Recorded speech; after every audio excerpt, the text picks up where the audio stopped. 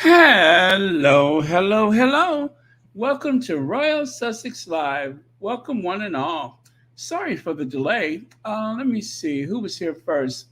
Lorna Williams, thank you so much for being here first, followed by Bunny Rose, Lydia Washington, Washington, not Washington. Okay, and Judy Matasid and Ladyfoot, Joy Amore, and a host of friends and others. Thank you so much, Inez Lozada, for being a new or becoming a new member of Royal Sussex. Greatly appreciated. And Marlene Williams, thank you for the super sticker. And thank you for being here tonight. So, a new member, and Marlene Williams, you're also a member. Thank you so much for that. Um, okay.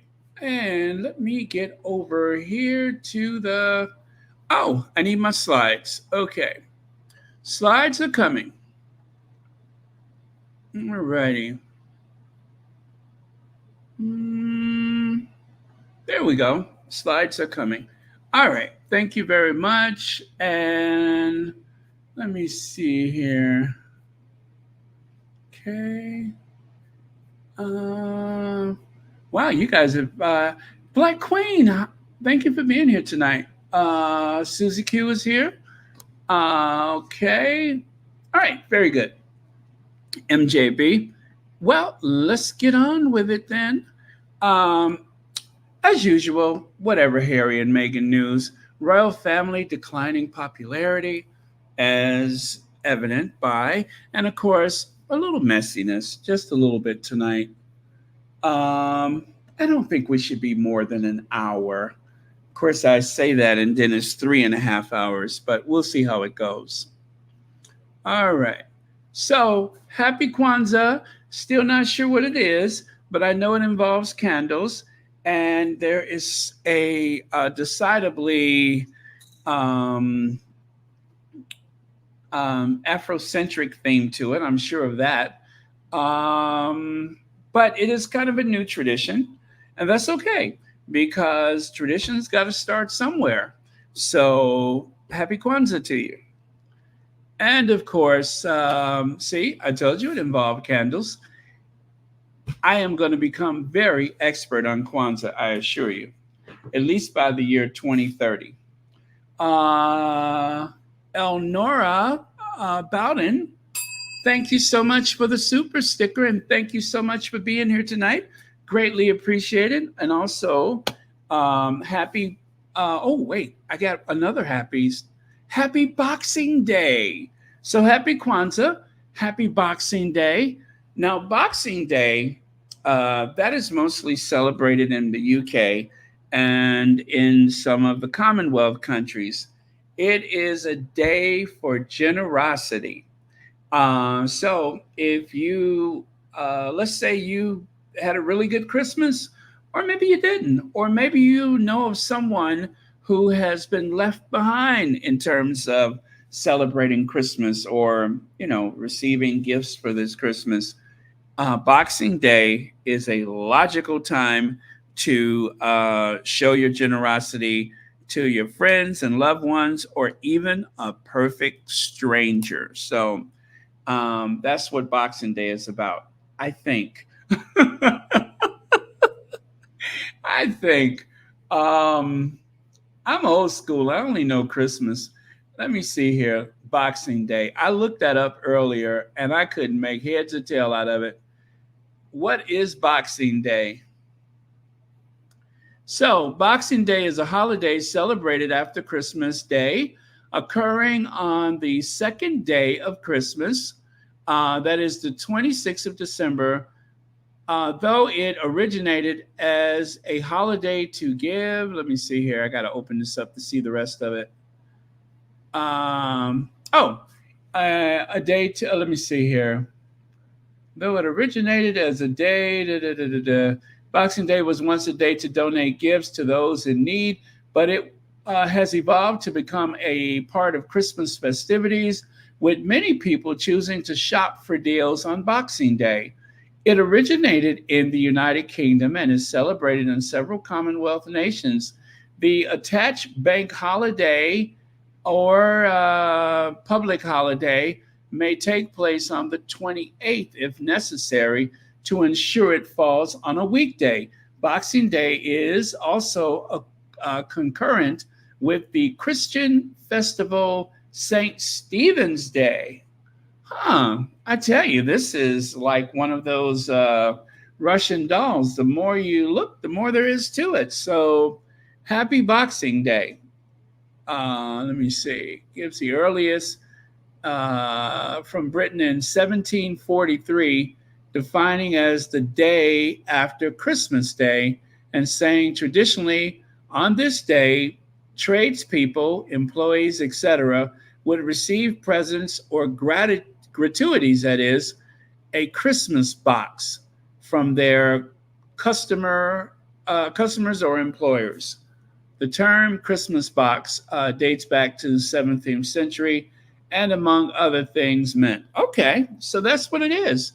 A day for generosity, like I said, gratuity given at Christmas in Great Britain, usually confined to gratuities given to those who are supposed to have a vague claim upon the donor or service rendered, blah, blah, blah, blah, blah, blah, blah. So, happy Boxing Day, just as I said. Lorna Williams, 20 months membership. 20 months membership. I'm sure I don't deserve this, but thank you so much. Oh, you have an explanation. Boxing Day started by UK estates holiday to give servants the day off after they had worked on Christmas. Started with boxed lunch and then gifts. You know what? That makes so much more sense than that other stuff. No wonder I couldn't really grasp it because it wasn't really making sense. This makes sense. So after the servants, and by the way, Lorna, I'm going to tell you why that makes so much sense. Because, as we all know, there was a time in the United States where the biggest non-governmental employer was AT&T. Then there was a time in the United States where the biggest employer was General Motors, right? And maybe a couple of other companies were considered the largest private employers. So in Britain, at one time, the largest workforce was those who worked in service. And I don't mean the military, I mean working in those homes of the very wealthy landed gentry. Those were the people who would probably work on Christmas to support the family in some way or the other. And those people would finally get the day off. So that's why it makes so much sense. That way, they would be available to serve the family in those very large, lofty homes. But eventually, they themselves would have some time off, among other people who had essential work on holidays in Britain. So, yeah, that makes so much sense. Thank you so much. Now I get it. Let's see here. Hazel Jones says, when I think of Boxing Day, I think of what is that? Juncano and horse racing. I used to take the day off. My brother and some of my relatives still do. Huh. Yeah, it's not really a thing here in the U.S. Some people are off until the new year, especially when it comes to schools. A lot of schools are closed until the new year. And then there are some people who go back to work, and, the week of Christmas, there's not a whole lot going on. So it's amazing, though. Have you ever noticed that when it's Christmas, somehow they can empty a hospital? I don't care how sick people are. When it's Christmas, they manage to empty the hospital. The census at the hospital declines significantly, which really begs the question, why were those people? It really begs the question, well, why were those people there in the first place? If they didn't really need to be there, how is it all of a sudden miraculously, everyone is healed and able to go home. I have witnessed that myself. I tell you, when it's Christmas week at the hospital, somehow they can heal every malady you can think of and get those people out of the hospital. Whether your room temperature or 98.6 degrees, you are getting out of this hospital. Whether you can walk out or whether they're going to roll you out of here, you are getting out. I don't know how that happens, but I promise you, I witnessed that myself. I had a relative in the hospital, and it seemed like all of a sudden everybody was gone. Everybody was gone. My relative was released that day. And I'm just like, wait a darn minute. How is it all of a sudden everyone is healed? It's a miracle. It's a miracle, I tell you, it's a miracle. Okay, so, yes, I did just walk away. Oh, man. Okay. Um, I'm going to move to another spot. Let me see here. This looks good. I'm comfortable here. Wunderbar. Okay. Bunny Rose. Are those laugh emojis because you believe what I say to be true? I'm telling you, I witnessed it myself. Okay. Kwanzaa was started in 1966. I Googled it just like you Googled Boxing Day. So would you look it up too to inform us of what Kwanzaa means? Nope. Next. I ain't looking that up. Okay, let me see. Let me see. What is Kwanzaa? All right, Kwanzaa. Everybody, Kwanzaa, Kwanzaa, Kwanzaa, Kwanzaa today. Okay, Kwanzaa, the annual celebration of African American culture from December 26th to January 1st, culminating in a communal feast. Ooh, I like it already. Called Karamu. Usually on the sixth day, it was created by activist Malana uh, Karenga, based in African harvest festival tradition from various parts of West and Southeast Africa.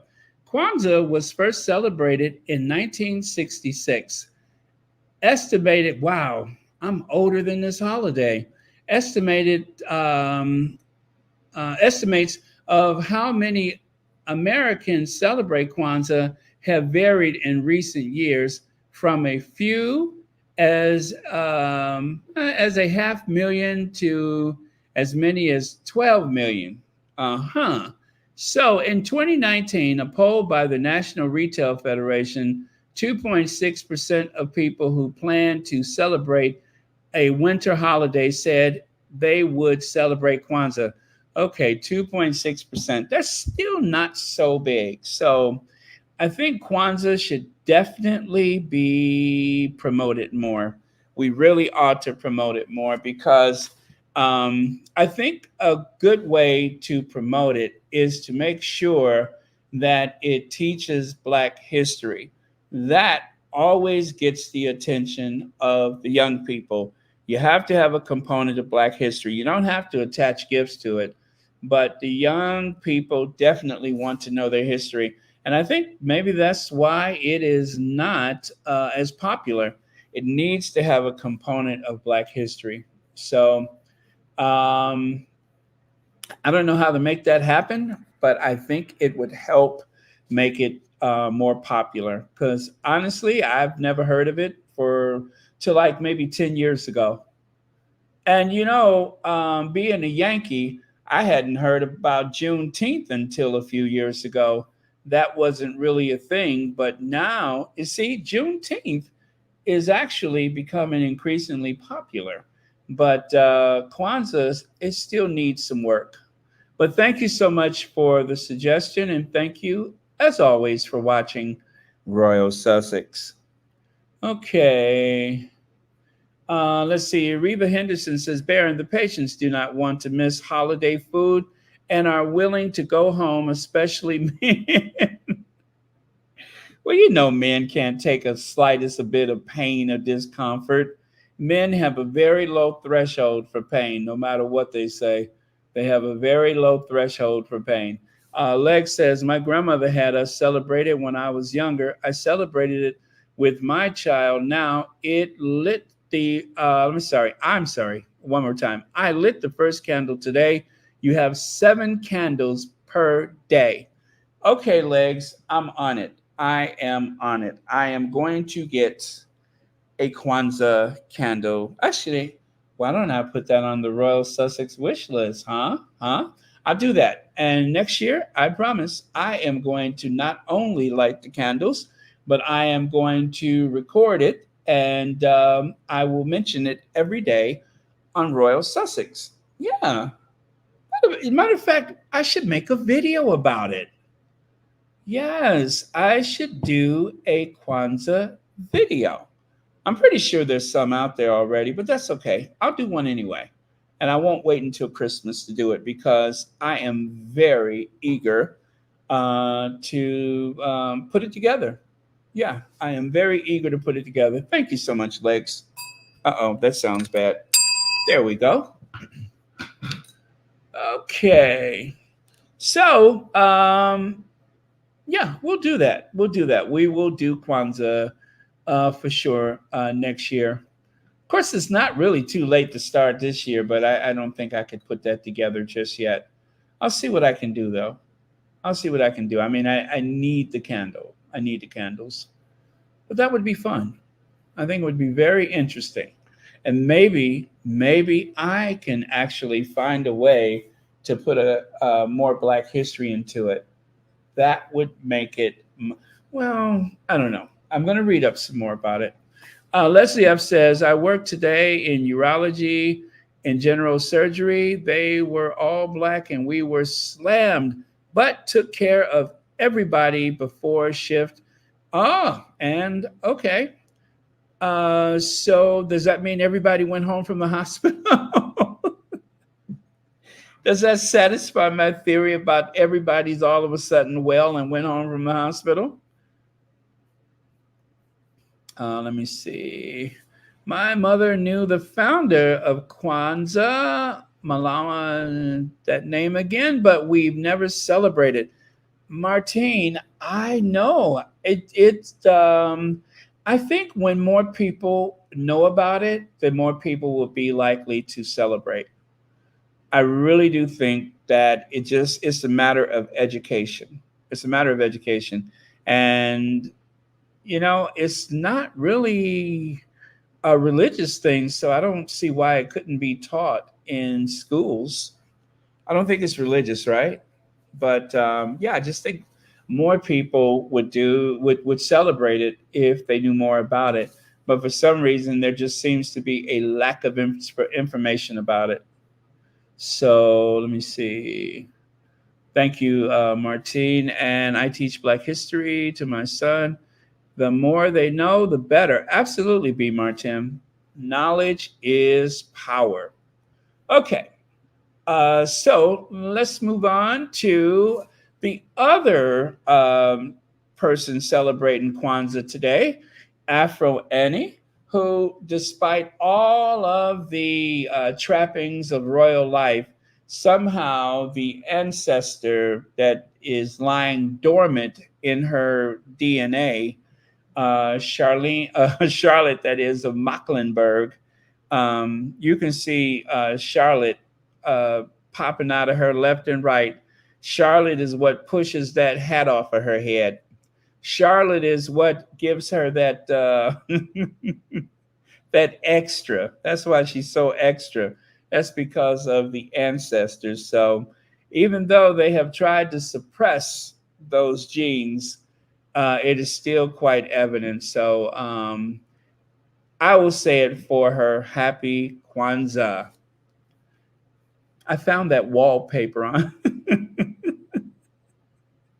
That wallpaper is cool, isn't it? Actually, it was much smaller, but I kind of stitched it together. You can see where I kind of stitched it together to make a bigger wallpaper. Let's see. I don't think more African Americans are going to celebrate Kwanzaa, even if it gets more publicity. Kwanzaa has been around since 1966, and the numbers have never gone up. That's because there hasn't been any demand of the retailers. If the retailers, if there is more demand, the retailers will add Kwanzaa to the merchandise at Christmas, right? Like I went to Walgreens today, I didn't see anything Kwanzaa, but just like so many other groups, you'll find that there's representation. And you know what? I didn't notice that there was really anything for Hanukkah in the Walgreens now that I think about it. So, yeah, I wouldn't say never, though. I wouldn't say never, but it's going to have to be like a movement. We weren't always African Americans. There were a time when we were Negroes, when we were black, when we were colored. We had so many different names in the past. But because of a movement, back in what was it, I think it was the 1980s, right? Back in the 80s, there was that movement toward the term African American. So I could never say anything like that is impossible. It is a matter of education. And now you have more people that say African American than they say black, although it's usually interchangeable in most conversations. I would say that the majority of people, when they want to be politically correct, they will say African American. So I would say it is not impossible. It's just a matter of education. And I think it's also a matter of black pride. I think it would be a good idea for there to be a uniquely African American or uniquely African way to celebrate the Christmas holiday season. I think it's a good thing. But we'll see how it goes. We will see how it goes. Interesting conversation, you guys. Thank you so much for this. Okay, so December 14th, Daily Express publishes article with insiders source telling them Sussexes are struggling to land high-profile brand deals. December 16th, Deadline quotes Daily Express's source to write their story.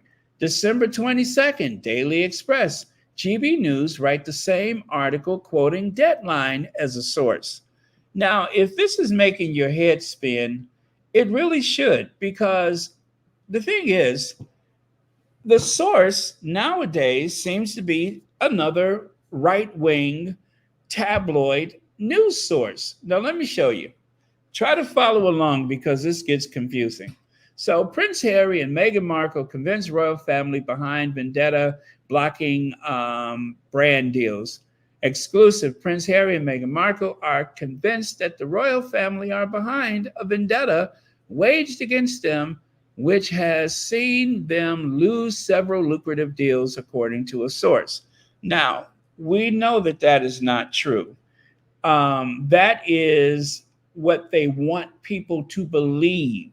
They just like they need to believe that the Sussexes are losing money with their charity, that their charity is failing, that their charity hasn't met the quota for the necessary funding needed to, I guess, outdo the first year or the second year. The thing is, the big surge of money that went into that charity, the Archewell Foundation, that money is still there. It's not like the money has been lost, but the Archewell Foundation is what, 3 years old?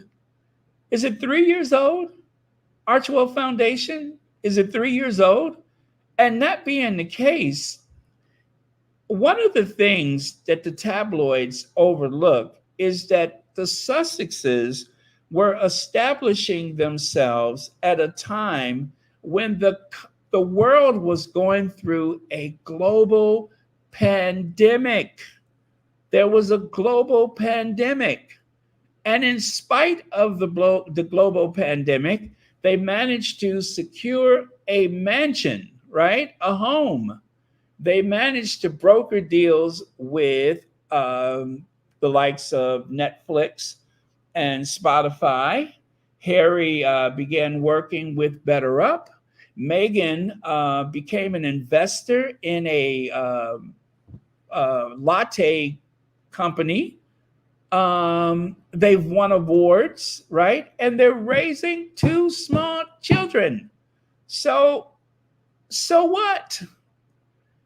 If the charity is holding on to the money and divvying it up out when they choose to, that's nobody's business.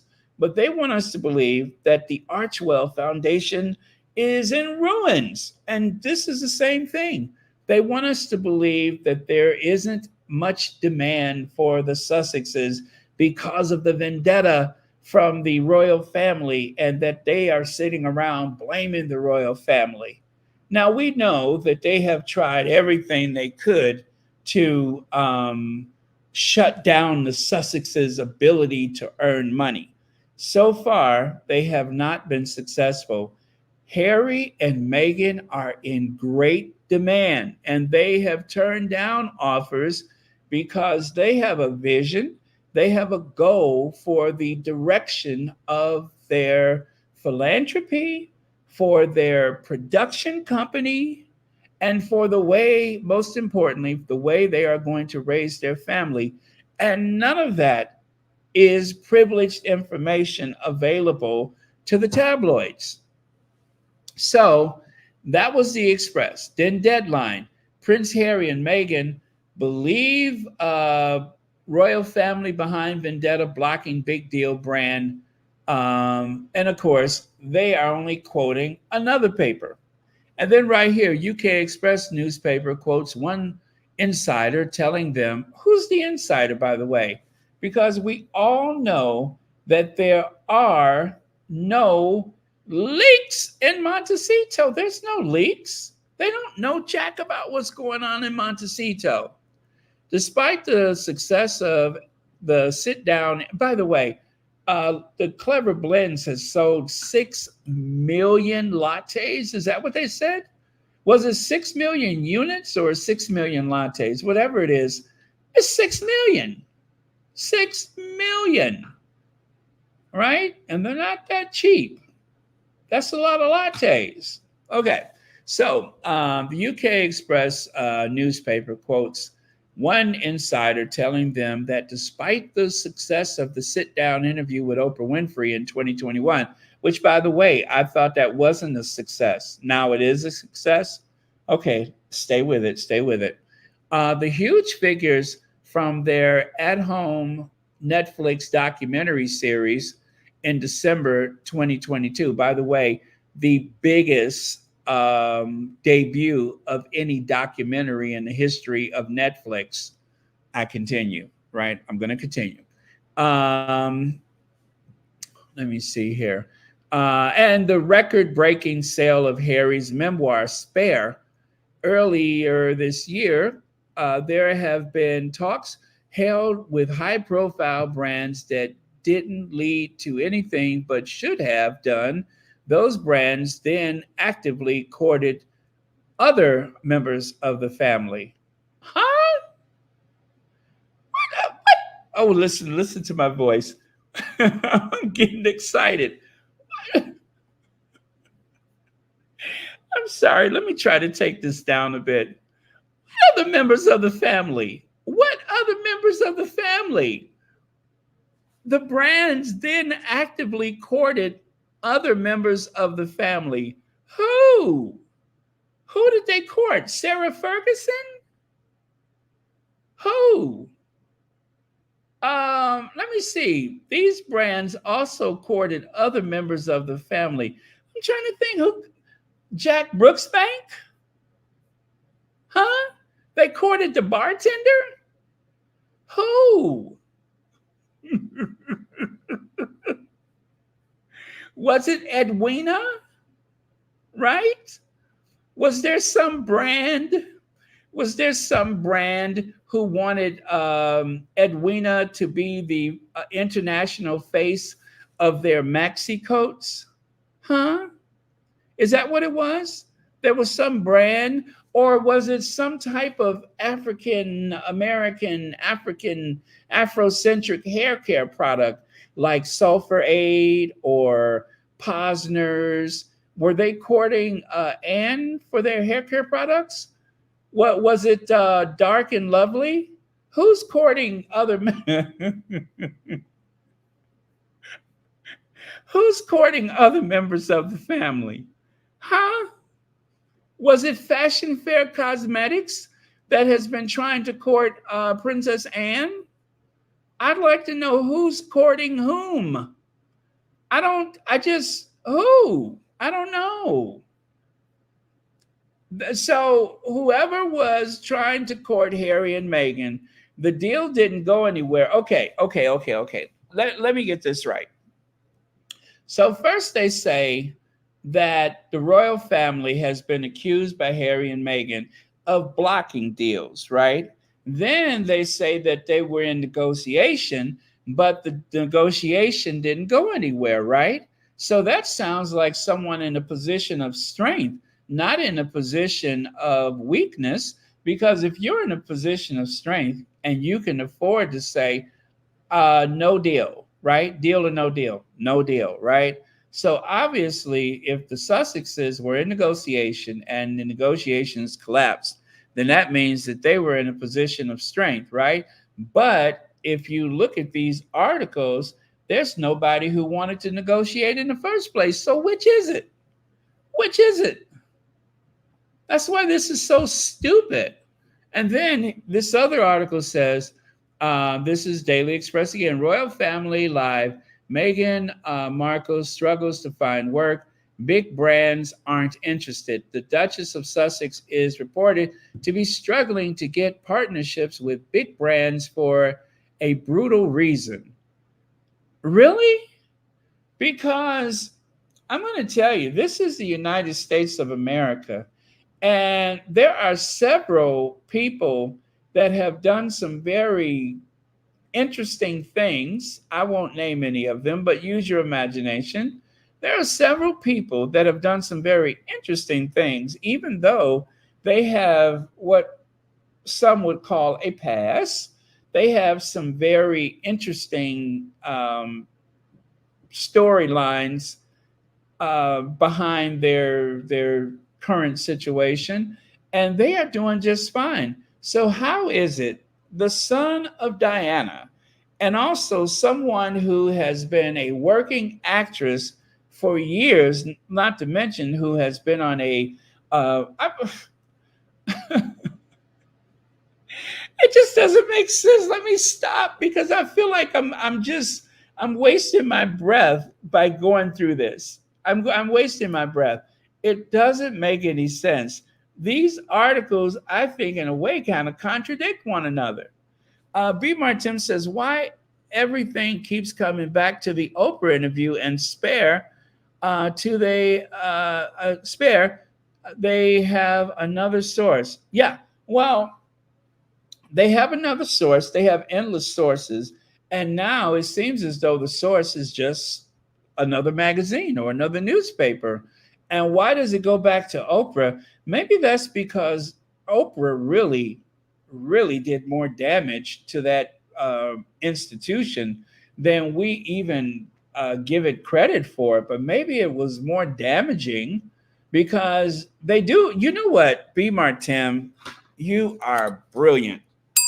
They do go back to the Oprah interview over and over and over again without ceasing. They go right back to the all roads leads to Oprah. I mean, that Oprah interview really upset the apple cart. That put a bee in their bonnet. And they won't stop talking about the Oprah Winfrey interview. You are so right about that. It always goes back to Oprah. So I'm trying to think who else was has some. I'm trying to think who else in the family could they have tried to court, right? I mean, they couldn't go after the another senior royal and say, you know, we got this such and such. We want you to be the face of our brand, right? I mean, just yesterday, I showed you um, that hat that someone was wearing yesterday. And okay, and I know this person would never be the one that they were referring to, but let's just say for fun, if somehow in some universe that person was actively sought to be the face of a brand, right? What is the likelihood of that? It's just, I don't see how that makes sense, right? Who else in that family could they have tried to court? I cannot think of anybody. Okay, Peter Phillips. Peter Phillips, what's her name? Afro Annie's grandson. Now he was solicited to sell milk. You remember that? He actually had a commercial deal. Well, was it yeah, it was a commercial. I remember it was a commercial. Peter Phillips, Afro Annie's grandson, was actually selling milk. No, not her son. I mean, grandson, her son, right? God, how old is she? Yeah, her son. I'm sorry. I'm sorry. I'm getting ahead of myself. Okay, so Afro Annie's son, Peter Phillips, he was actually selling milk. And well, I'm going to show you. I'm going to show you. Where is he? Right here. Here's the advertisement for the milk company. So a Chinese company thought that it would be advantageous for them to find a member of the royal family, even though he doesn't have a title. But Peter Phillips was actually hawking milk for a Chinese company. So that's the only other person that I can think of. Oh, maybe Mike Tyndall. Maybe Mike Tyndall. What if they, what if they were trying to solicit Mike Tyndall? What if that's their intended target? But I'm just, this is the part. I'm sorry, you guys. I'm sorry I'm hung up on this, but it just, my imagination is going wild with this idea that they were trying to approach another member of that family. And let's face it, um, it's not a very attractive family when you think about it. Um, you know, whenever I see them out at some royal function, for some reason, all I ever think about is One Flew Over the Cuckoo's Nest or Dog Day Afternoon. Yeah, I always think One Flew Over the Cuckoo's Nest, Dog Day Afternoon. Lex says Oprah was beyond reproach, but they wanted to discredit her. But Oprah is Oprah. They threw jabs at Tyler earlier, but stopped to not seem anti celebrity. Thank you so much for that, Legs. Oprah has already been through the worst of the tabloid media, and she's still standing, and she's still rich, and she's still powerful. She is a formidable media mogul, and so is Tyler Perry. They make a lot of money for a lot of people, and I don't see a future in going after people like that. So I'm not saying that they're untouchable, but Oprah's been through the worst. Oprah has been vetted again and again and again, and they have gotten nowhere. So Oprah is kind of like Tina Turner. The rest of the world may be in ashes, but somewhere there will be an Oprah Winfrey when it's all said and done. So let me see. Okay, thank you again for that. Oh, let me get Peter Phillips off. He looks like he's sitting on the toilet. Let me get him off of here. Bye, Peter. Bye. Okay. Let me look at some more of your comments here. I'm just trying to think who else in the family would they approach and why? Who approaches those people? I mean, when they're on the balcony, they look like a freaky puppet show. Peter Phillips still has deals, but they not as publicly out there. Mike Tindall also has. Yes, Mike Tindall has commercial deals associated with rugby. Okay, so there's that too, and I can't think of anybody else. So okay, and then the other question is, who is it that would be interested in Meghan? And Meghan said no. Who else would be interested in Harry? Harry says no. Who else in that family would they say, okay, if we can't get Harry and we can't get Meghan, get Mike Tindall on the phone? You know what? I'm sorry. I couldn't hold it. Just saying it is so funny to me. We can't get Meghan, and Harry said no. Get Mike Tindall on the phone. Wait a minute. Wait. Um, what did Meghan say? She said no. How about Harry? Same thing. He won't do it. Get Peter Phillips on the phone. You see how bad that sounds?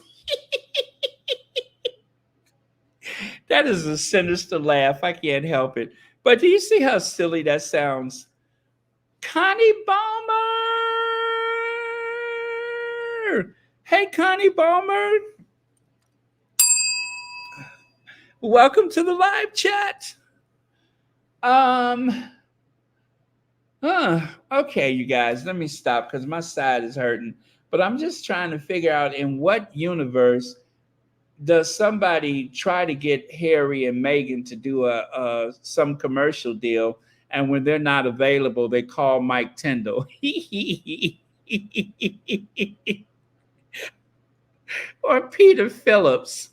Wait, Zara had Zara did she modeled a coat. Zara modeled a coat. Yes, maybe there's some tongue ring company out there. Zara the tongue ring Tyndall. Maybe there's some tongue ring company out there that is actively searching for a new model, and so they could try. Oh well, you know what? That wouldn't be right because neither Harry or Meghan has a tongue ring, thank God. But it doesn't have to be a tongue ring. It could be anything. And maybe they could make a deal with Zara. But who gets turned down by Meghan and then go and try to get Zara? I don't think so. So none of this makes any sense. Maybe they wanted Meghan and Harry to go on, and I am a celebrity, get me out of here. And they said no, so they called Mike Tindall. Woo! Yeah, okay. But as what's his name said, he wouldn't even bother to ask Meghan about doing a Housewives franchise. So I don't think anybody from, I mean, I know you're kidding, but I don't think anybody from any of those shows would dare try to solicit the Sussexes for anything like that. Zara also did an ad along with Nacho and wife for horse ad. Okay, really? They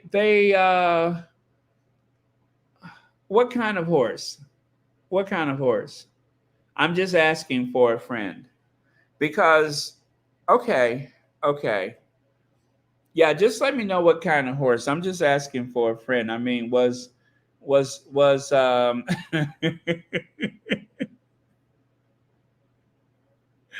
that's so bad. That is so bad, you guys.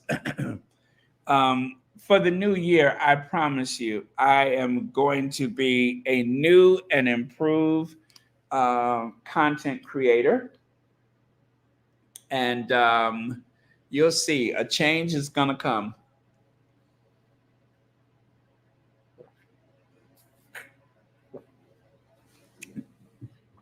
I just want to make sure that I'm showing the proper respect to the Queen Consort. I want to make sure she gets exactly what she got coming. I mean, the exact the respect that she deserves. Right, right. You'll see. 2024. Let me see. Arch of the Covenant, G's bearing warning. Well, you see, I hurried up and took it down before anybody turned into a pillar of salt.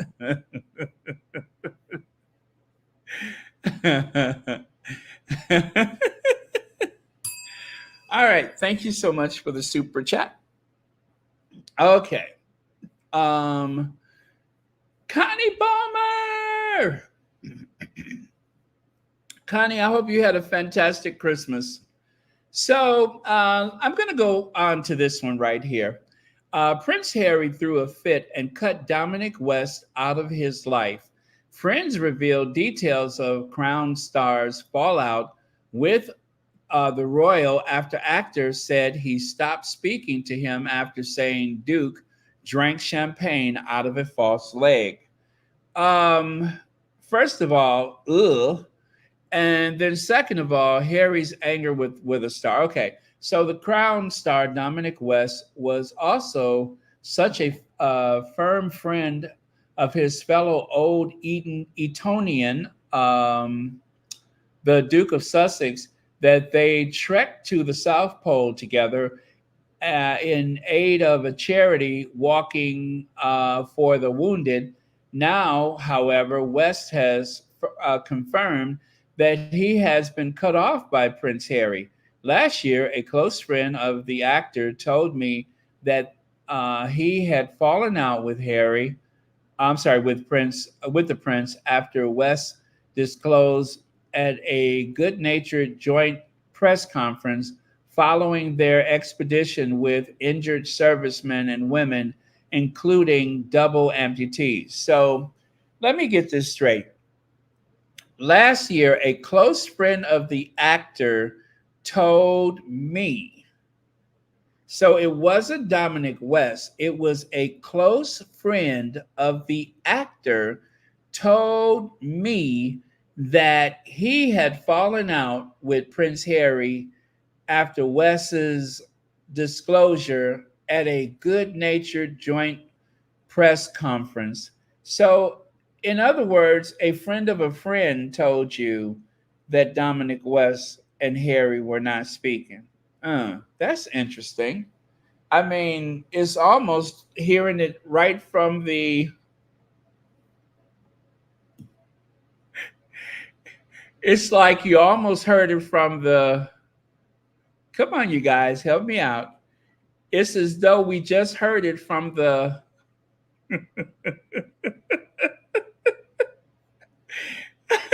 It's not 2024 yet.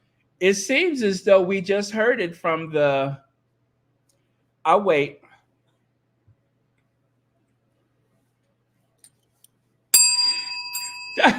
Dar's Dar's travel and adventure. Yeah, right. That's what I was trying to say. Thank you so much.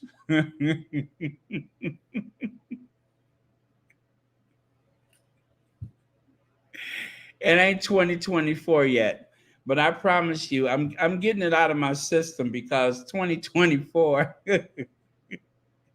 will be here before you know it. So until then, it's straight from the. Okay. Where was I?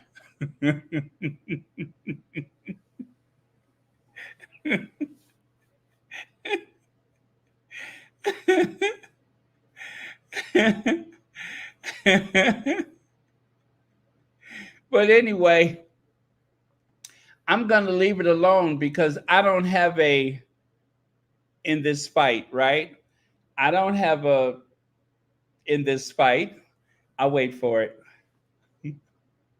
It's best that I leave it alone because I don't have a.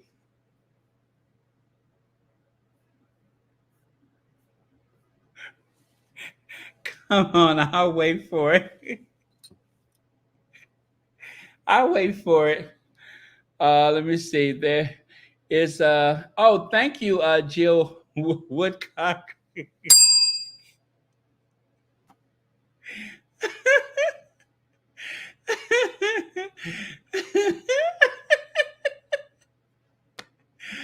Woo! Okay, I gotta stop. I gotta stop. B Martins. Oh, let me get this off of here. B Martin says, "Is three in the marriage at it again?" Well, there was three of us in the marriage. You know what? I'm going to get to her real soon, but you're on the right track. I'm going to get to her real soon. Thank you so much for the super sticker, a super chat. So right here, I never saw this magazine before the wrap.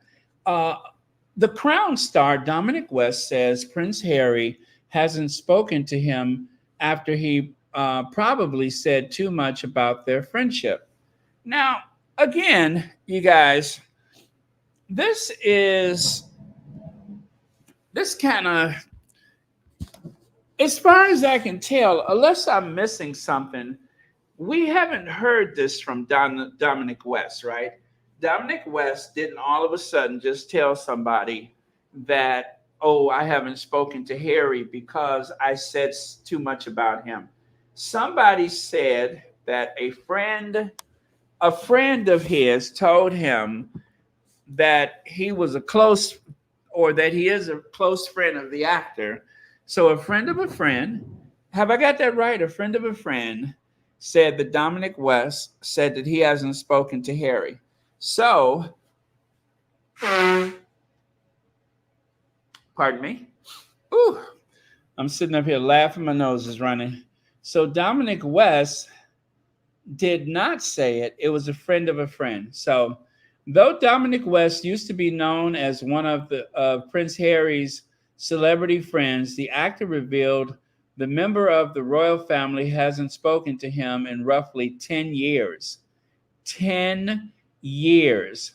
When asked by a reporter for the Times Radio of West, if West received any insight from Prince Harry about how to play his father, uh, Prince Charles, West said that was 10 years ago. When pressed on whether West still had Harry's number, the actor said he didn't.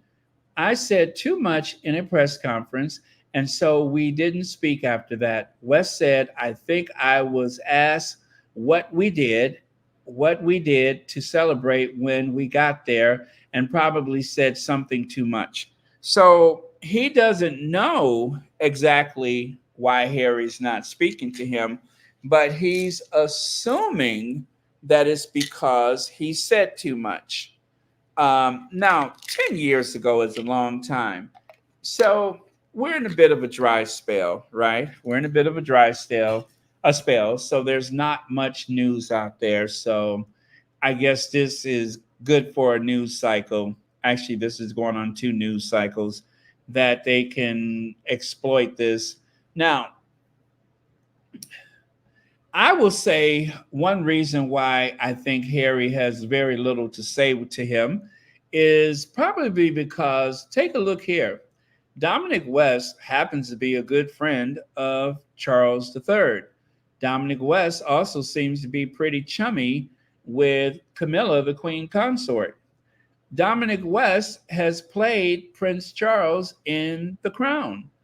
And also, after those scenes where Dominic West gave these lengthy speeches acting in the role of Charles III, or Prince Charles at the time, I would say that they don't have a lot in common now, and probably didn't have much in common then. Maybe Dominic West assumed that there was a connection that really didn't exist in the first place. 10 years is a long time. So that predates Meghan, the Duchess of Sussex. So Meghan has nothing to do with it. Harry just did not have anything in common with him and moved on. That happens. It doesn't have to be anything sinister. It may not have been anything he said at the time. Maybe Dominic West is just an irritating person, and Harry didn't have much in common with him. I mean, after all, Dominic West is about what, 10, 20 years his senior. So maybe they just didn't have a lot in common. It doesn't have to be anything sinister. And the fact that he sits up there and let Camilla pump his head for information about this, or that, or the other. Now, it could have, now, this is just a theory I have.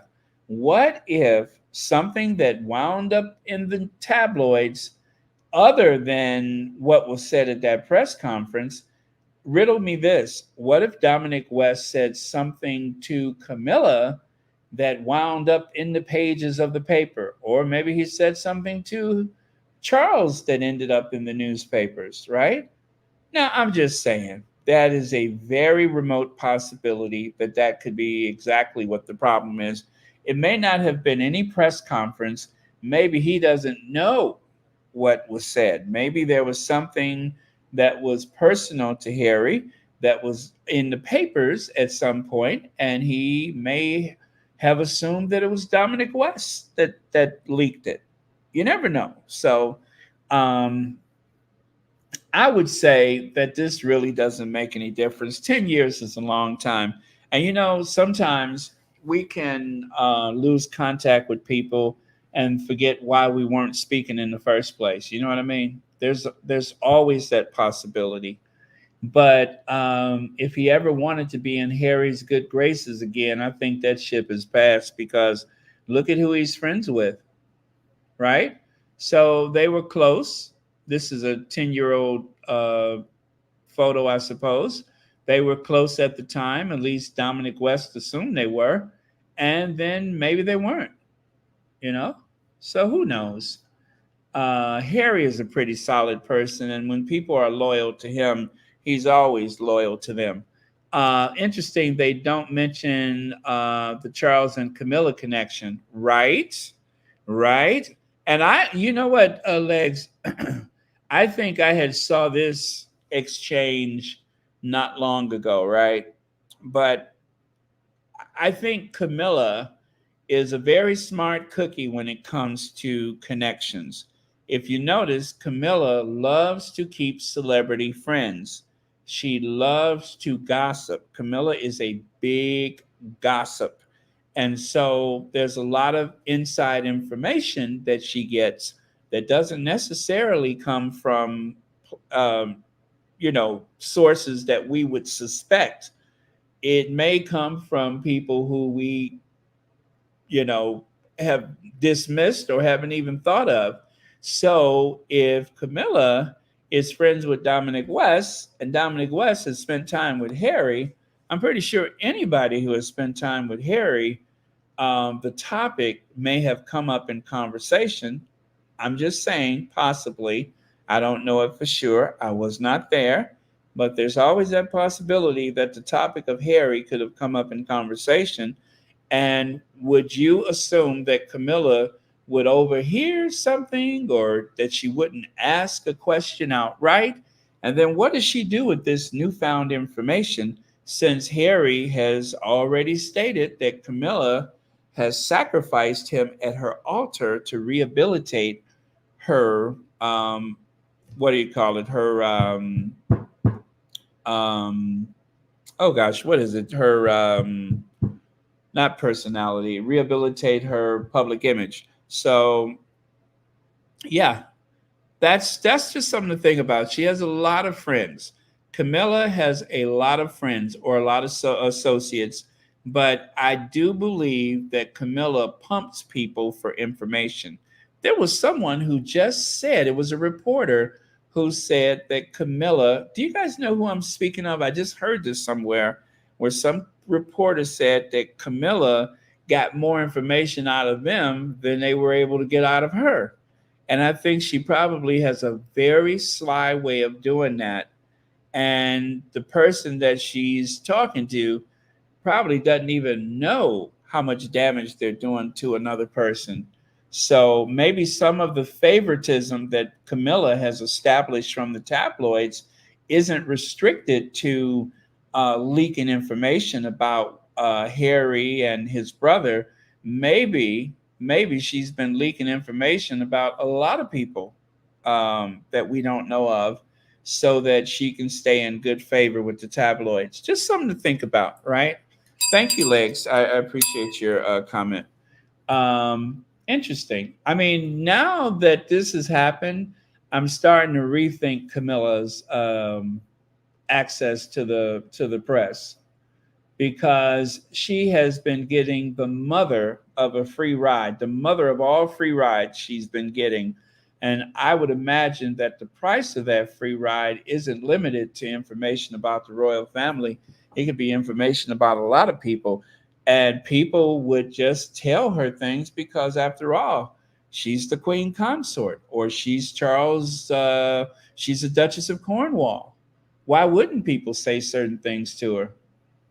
Hmm.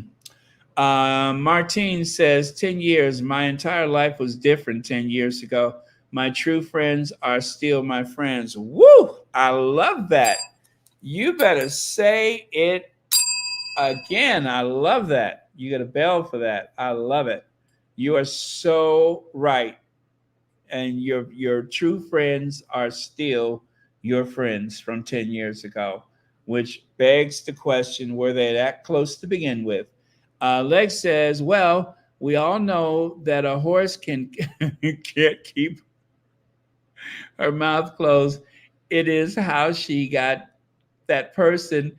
All I'm saying is that she didn't have a one track mind.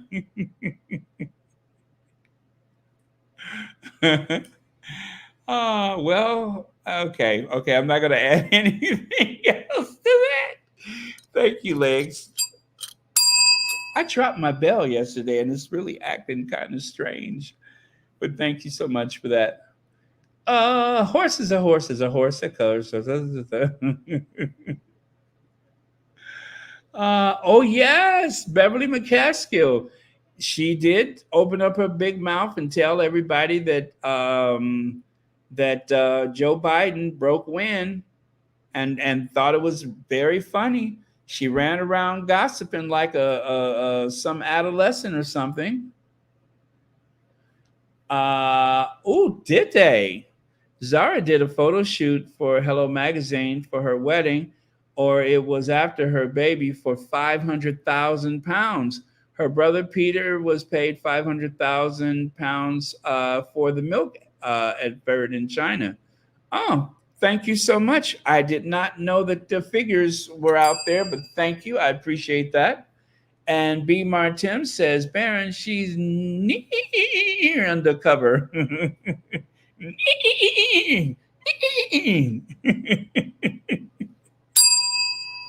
Thank you so much, B. Martin. Hi, Silver, away. Okay, so affectionate king is shown embracing his grandchildren during coronation rehearsal in tender extracts from new documentary, in stark contrast to the loveless, no hugs, no kisses, no pats rule Harry described in his memoir. Now, Harry did not say that his father was completely absent of affection. I mean, after all, when his father came to tell him that his mother died mysteriously in a car accident in a tunnel in Paris, when his father went to his youngest child to tell him that his mother was deceased, he did go in the room and put his hand on Harry's thigh and told him that he has no mother, no living mother anymore. And then he walked out of the room and left Harry there for hours by himself. Now, if that's not affection, I don't know what is. I mean, if someone came to tell me devastating news like that and sat on my bed and put their hand on my thigh and then jumped up and ran out of the room like somebody put on a Motown record, of course, I would say, you know what? That is the most affectionate father that anyone has ever had. Do you hear the sarcasm in my voice? After all, his father, Prince Charles, Oh, I'm sorry, I didn't mean to do that. His father, Prince Charles, came to tell him that his mother is dead. And his father put his hand on his thigh. This is what was in spare. And told him, "My darling boy, there's been an accident, blah, blah, blah, blah, blah." And then he left the room. And Harry said, as far as he can remember, nobody came to say a word to him for hours. Now, that is the type of affection that anybody would want at such a devastating moment like that. So, if Harry says that his father was able to, oh, I wouldn't call it comfort him, but was able to touch his thigh at that moment, and then he quickly left the room, then I would say, yes, it's an exaggeration that Charles is not a very affectionate person. By all means, he is the people's prince of touch. He was. So, yeah, I'm being sarcastic. That's the only thing I remember about an exchange of affection between father and son. There may have been something else in the book that I don't recall. Now, the public kissing on the cheek that they do when they're at official royal functions, they all do that. Harry kissed his grandma on the cheek, but Harry said his entire life he wanted desperately to hug his grandmother, and he never felt as though he could. It was never encouraged. During some of the biggest moments in the Queen's life, Harry wanted to reach out and embrace his grandmother, and that type of behavior was discouraged. Queen Elizabeth II went on a 6-month tour on the royal yacht Britannia and traveled the Commonwealth. And when she returned to Britain, she greeted Prince Charles, her son. She greeted Prince Charles, who I believe was 6 years old, greeted him with a handshake. So any affection that we are seeing in that family today is something that was inspired by Meghan's presence in the family because of the criticism the royal family has received for being so icy and so frigid in spite of all of the other stuff that we know about them. Now, all of a sudden, you can't keep them off of people. Everybody's reaching and hugging and touching and kissing, and all of a sudden, they're very affectionate. That's because of Meghan. It's not even because of Harry, it's because of Meghan, because that was embarrassing for them. And because people pointed out the difference, in order to try to make sure that Meghan gets no credit for anything, now they can't stop touching people. I know what I know. And that is the Meghan effect. Okay, let's see. Marjorie Austin, 4 months membership. Princess Diana did not stand a chance with that sly woman. No, because all of the resources were on her side. She had Charles, and of course, with Charles, and of course, the fact that Charles was the future king, everybody showed favor to her because of Charles. When it was established that Diana was no longer married to Charles, it was open season. Royal women that marry into that family, when they are divorced from that family, they are as vulnerable as walking through the most crime ridden neighborhood you could imagine in diamonds and a fur coat. That's how vulnerable you are. You are subject to attack from any direction, because and the royal family, not only will they not help you, they seem to encourage it. They encourage people to come after you. So, yeah, Diana didn't stand a chance. When she was married into the family, she was too much for them because she got all the attention. And then when she was divorced from the family, it was still a matter of her having too much attention. The only thing is, once they removed her royal protection and once they gave the green light to the media to go after her, there was nothing else that could be done. There was no social media, so there was no protection for her. Thank you so much, Marjorie, for your comment. That is so true. Okay, let me move on because I think I'm spending too much time at this one spot. Although it's very interesting. Did I miss anything? Let me see. I got B. Martin. Okay. Okay. Oh, and by the way, legs, they can also sleep standing up. They can sleep standing up. Okay.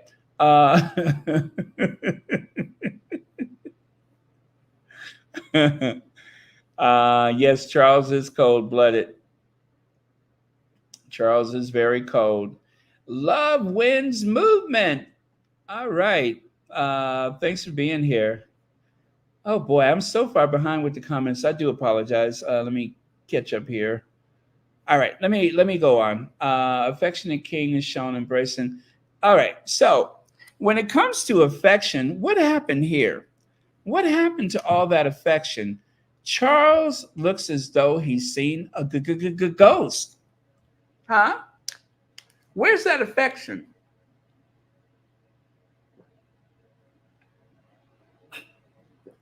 Where is that so-called affection?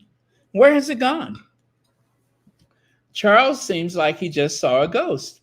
Now, these are the women from Washington, D.C., that came all the way over to Britain and they wanted to see the royal family. Now, I played the soundbite yesterday. I'm going to play it again to hear it. Actually, you have to hear it to believe it. If you missed this yesterday, I will play it for you again today. Give me just a second here. I will cue this up for you. Uh-oh. Oh, almost knocked that over.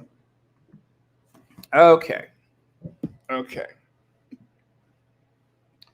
Okay. You got to hear it to believe it. So let me set it up for you. These ladies are from Washington, D.C. Now, I call them the new Diamond and Silk. Diamond and Silk, of course, are those ladies that were in love with Donald Trump, the sisters, right? See them right there in the middle? So Bronte Stewart and Stephanie Abdullah traveled from Washington, D.C. to meet members of the royal family in Sandringham, Norfolk. I thought the royals were irrelevant and only white supremacists followed them. That's what this person's comment was. So let me cue that for you.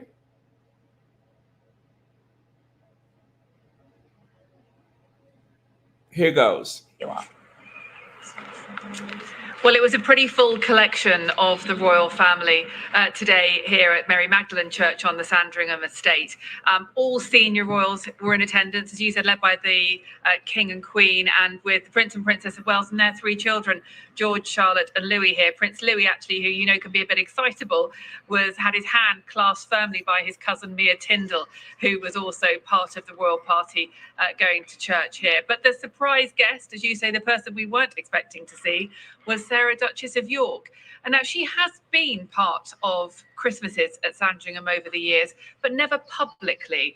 And by our calculation, she hasn't been part of the royal family celebration in front of the cameras for more than 30 years, since her divorce and since a number of scandals followed her. So to see her here today was something of a surprise. She has had a very difficult year. She's recovering from breast cancer, but she was here with her ex-husband and with her two daughters as well, Beatrice and Eugenie, who were both part of the royal party. So she was the surprise package of the day. But around 2,000 people lined the route up to Mary Magdalene Church here, many of them who've been queuing since around 4 o'clock this morning here for a prime position in the front row. Many of them got a chance to talk to senior members of the royal family, and afterwards we spoke to some of those who had a bit of contact with the royals. I'm here on holiday and I got to see the royal family, which was at the top of my list.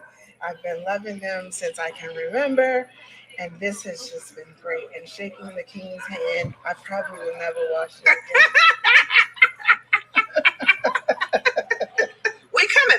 coming We back. will This be is back. her third This, time. no, this is my fifth time. Her fifth time. Yeah, so I come to the royal events. I was here for the King's Coronation.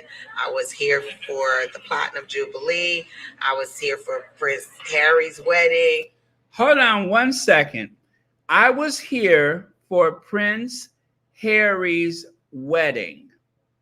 I wasn't here for Meghan and Harry's wedding. I was here for Prince Harry's wedding. Huh? That's the one in green who said I was here for Prince Harry's wedding. Not Meghan and Harry, Harry's wedding. So I kind of think that these girls don't really care for Meghan. I don't even think they mentioned Meghan. Let me continue. Sorry about that. I didn't mention it yesterday, but I wanted to make sure I put that in there today. I was here before that on a self-created, curated Princess Diana tour. So I just come, and the more that I come, the more I realize I have to come back. Well, let's do that again, shall we? I can remember, and this has just been great. And shaking the King's hand, and I'm here on holiday, and I got to see the royal family, which was at the top of my list. I've been loving them since I can remember, and this has just been great. And shaking the King's hand, I probably will never wash it again. We coming back. We will be back. Her third time. No, this is my fifth time. Her fifth time. Yeah, so I come to the royal events. I was here for the King's Coronation. I was here for the Platinum Jubilee. I was here for Prince Harry's wedding. I was here before that on a self-created, curated Princess Diana tour. So I just come, and the more that I come, the more I realize I have to come back. Well, the royal family are now back inside So, just so you know, the one that was cackling is the one on the left side. The one who started speaking first is the one on the right side. So the one on the left is the one who's been there 5 times. And I believe she's the one who avoided mentioning the name Meghan because she wasn't there for Meghan's wedding. She was there for Prince Harry's wedding. So when people say, I believe they were paid, I am now inclined to believe that because that seems really, really shady to omit Meghan's name from the conversation. B. Martin says, why he looked like, dang, didn't he break dance? Wait a minute, take a look here. Take a look here. Wait, I'm sorry, this is from yesterday. Oh, there we go. It seems like Charles would be more excited. Oh, by the way, thank you, B. Martin. It seems like Charles would be more excited to see them. Now, to be fair, I did not see the video exchange between them, but Charles is not smiling. And from time to time, when Charles is doing the walkabouts, there was that one Black gentleman that Charles seemed to avoid shaking hands with. And I'm really starting to wonder about that. I am truly starting to wonder because, truthfully, I thought Charles may have had a bit of a casual dislike for Black people, but I didn't picture him as being anti anything in particular. But now I'm starting to get that feeling because I think this is a very uncomfortable look. He was smiling most of the time that he was out there, but why is it when he gets to them, you don't? I'm going to show you. I'm going to show you what I mean. Oh no, not that. There. It seems like it was quite jovial for the majority of the time that he was out there. Let me see. Do I have any more pictures from that? I don't think so. But all of the ones that I saw, Charles was smiling on that occasion. So why the long face? Wait a minute. Why the long face? Maybe I'm asking that to the wrong person. Okay, that's the last one of those jokes today. But let me see. So yeah, that I think that was rather strange, and I am getting the feeling that perhaps these ladies may have been paid for their attendance at the event, allegedly. It does seem a bit sus, doesn't it? It's a little suspect. Let me see. Paid to show up crazy. Okay. Someone needs to get their aunties. Okay. All right. Somebody come get your aunties. Somebody please come get your aunties. Let me see. I got to get out of the drama. I pull back up, fast and pray for Harry and Meghan. Oh, you're gonna fast and pray for Harry and Meghan? All right. Thank you for the sacrifice. Those are trolls. Okay. Okay. It does seem that way. That's why I keep calling them diamond and silk. That's why I'm calling them diamond and silk. Let me see. Charles and all the British royal family are behaving like robots than ordinary human beings. Is that what is making them special in their warped minds? Well, we saw Charles on Coronation Day, and Charles, the entire coronation, Charles barely smiled, if at all. Camilla looked like she was hoping that somebody from one of them houses wouldn't recognize her. So she seemed terrified throughout the coronation. They seemed to smile on cue for the still photos, right? But most of the time, they look like two angry old pensioners that were forced to go to a wedding for a relative they didn't care for. That's the energy they gave. But we are supposed to believe that Charles was displaying all of this affection.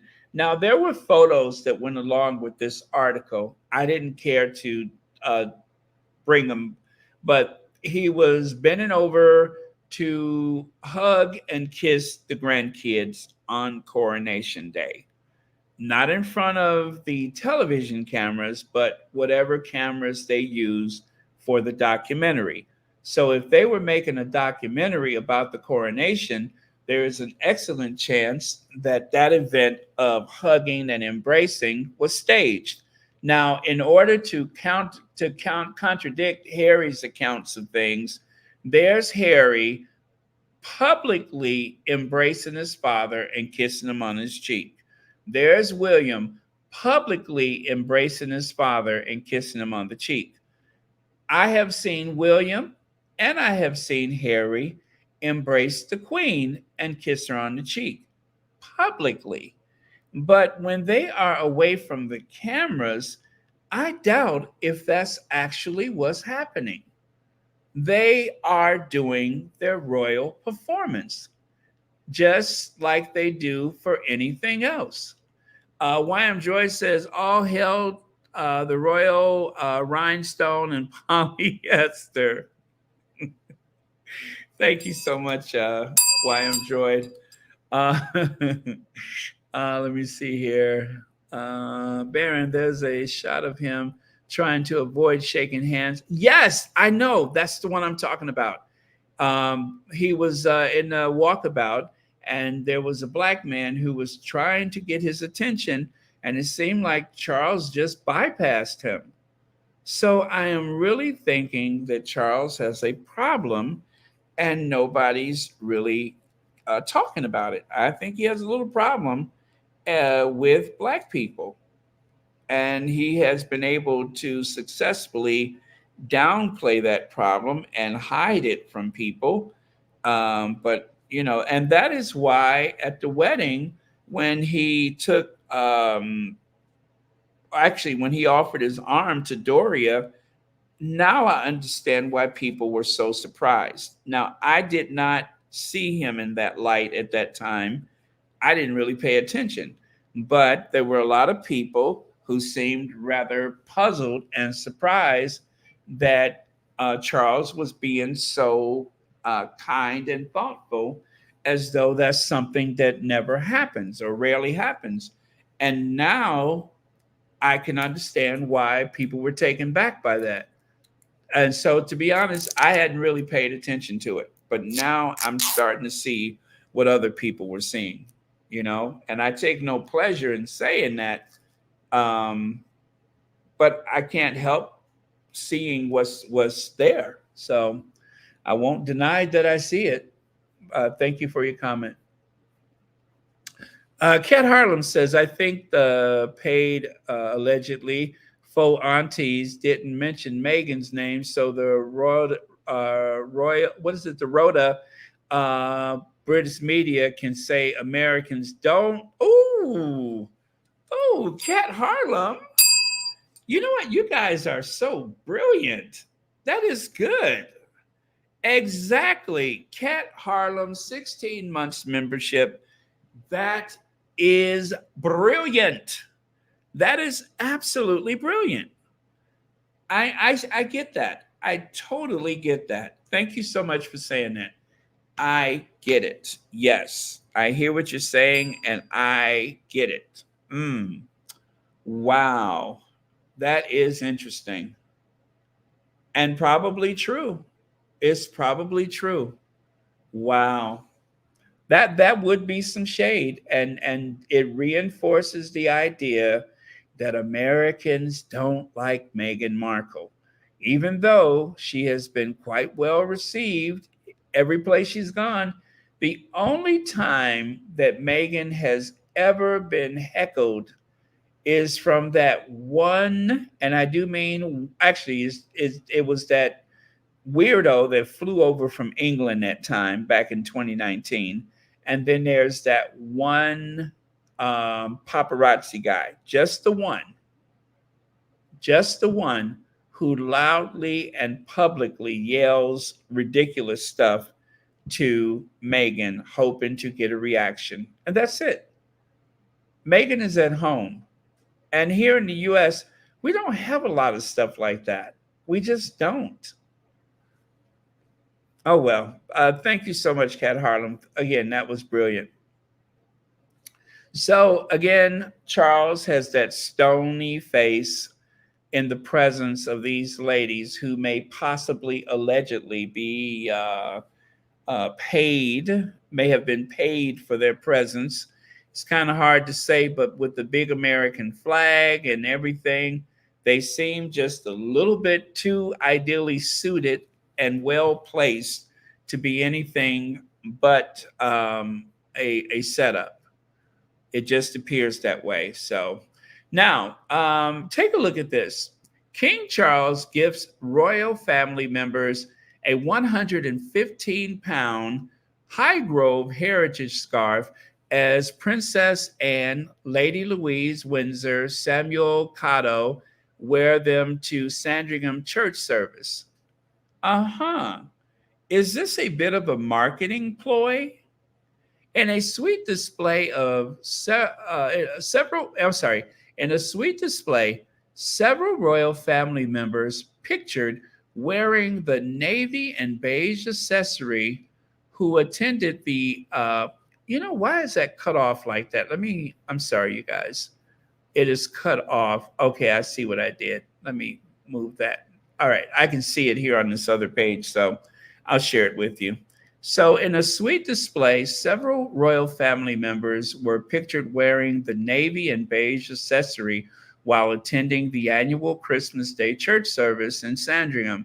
Princess Anne, Lady Louise Windsor, and the Earl of Snowdon, and Samuel Cotto, Princess Margaret's grandson, also proudly sported the scarf made from 100% ultra-fine RWS, that's responsible wool standard, that's what RWS means, merino wool from Australia. 10% of the retail sales of the scarf is donated to the Princess Foundation by Johnston of Elgin, according to the Highgrove Garden website. So 10% of it is donated, and the other goes into Charles' pocket, allegedly. So they're only donating 10% of the. By the way, it is a beautiful scarf. That is beautiful. I love the beige and blue. But this is free advertising. They are going to sell a lot of these because, as you can see, everybody in the family is proudly wearing that Highgrove heritage scarf. Now, just the other day, people were hypercritical of the Duchess of Sussex for doing a cameo appearance for Clever Blend, right?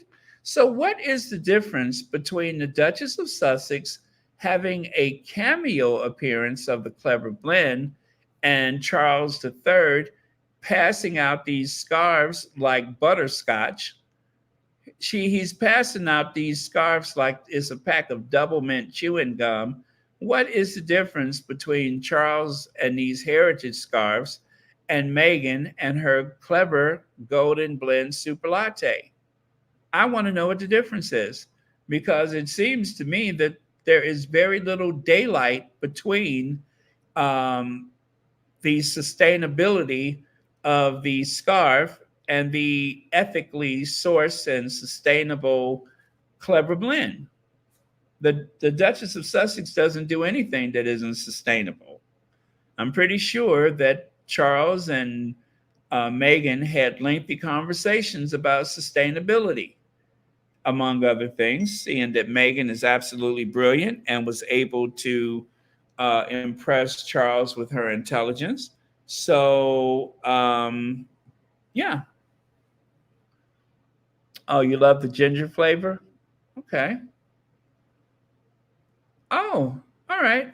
You know what? The Terramik, I'm always thinking about the Terramik, but I didn't realize that it had ginger.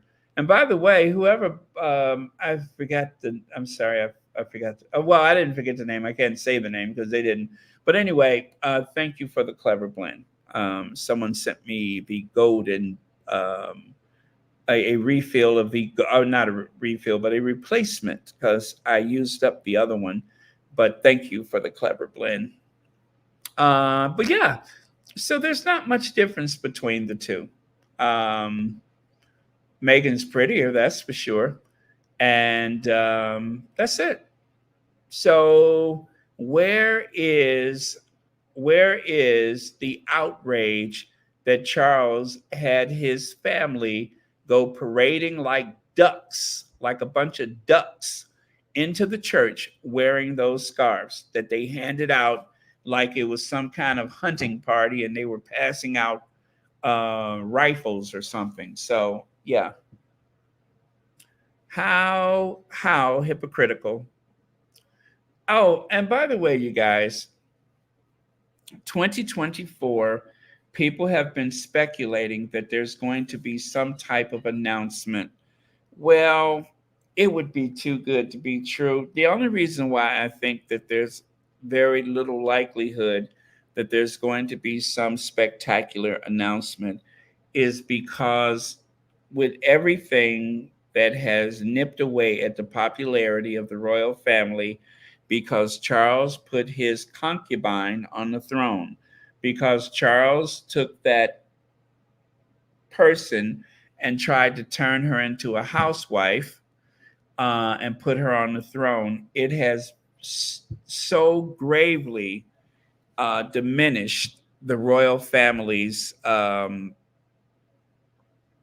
do you call it? Respectability. It has really torn at the respectability of the royal family. And so, whatever moral authority that they have, real or imagined, is so much less because of Charles and Camilla.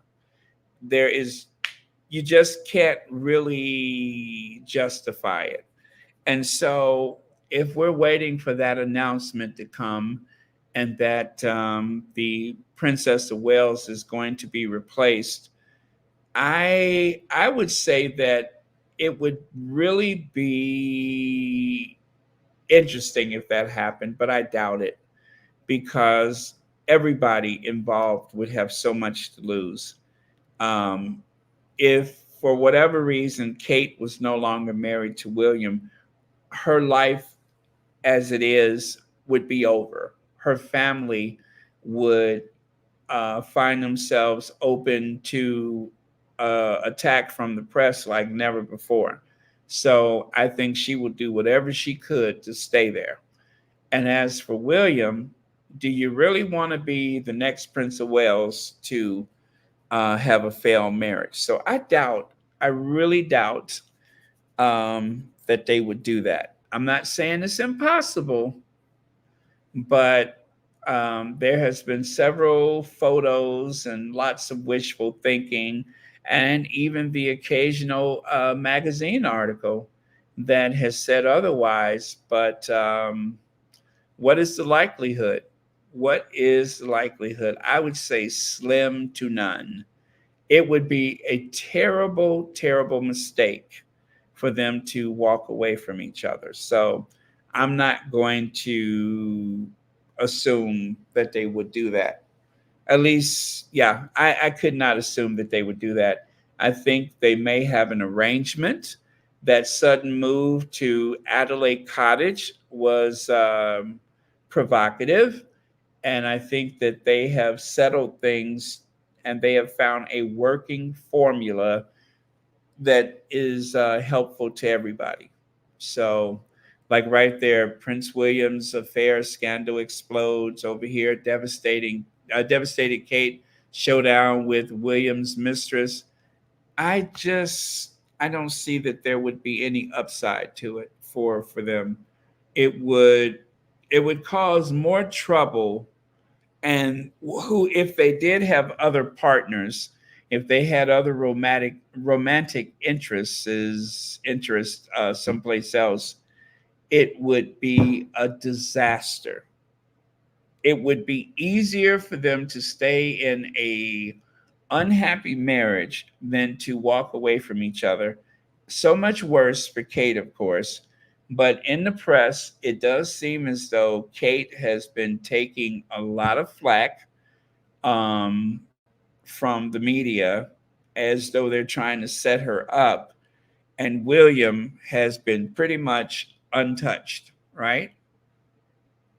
So it does seem very suspect. But will we get that big announcement in 2024? I'm going to say doubtful. Let me see what your comments are.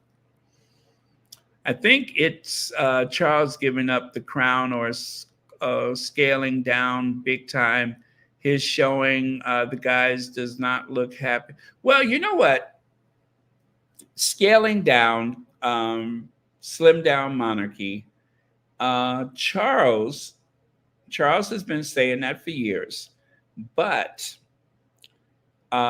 William has come out with his 5-point plan of how he's going to do things. So it's as though Charles has already decided that he's going to do some radical stuff with the royal family. And William, who loves to believe anything you can do, I can do better, probably came up with that 5-point plan so that he can introduce it to the public, see if there's any pushback, see if there's anybody who contests the idea of it. And if nobody speaks up, if nobody from the government gets involved or whatever, then I think at the very least he's going to try to do some of those things, like walking away from the Commonwealth.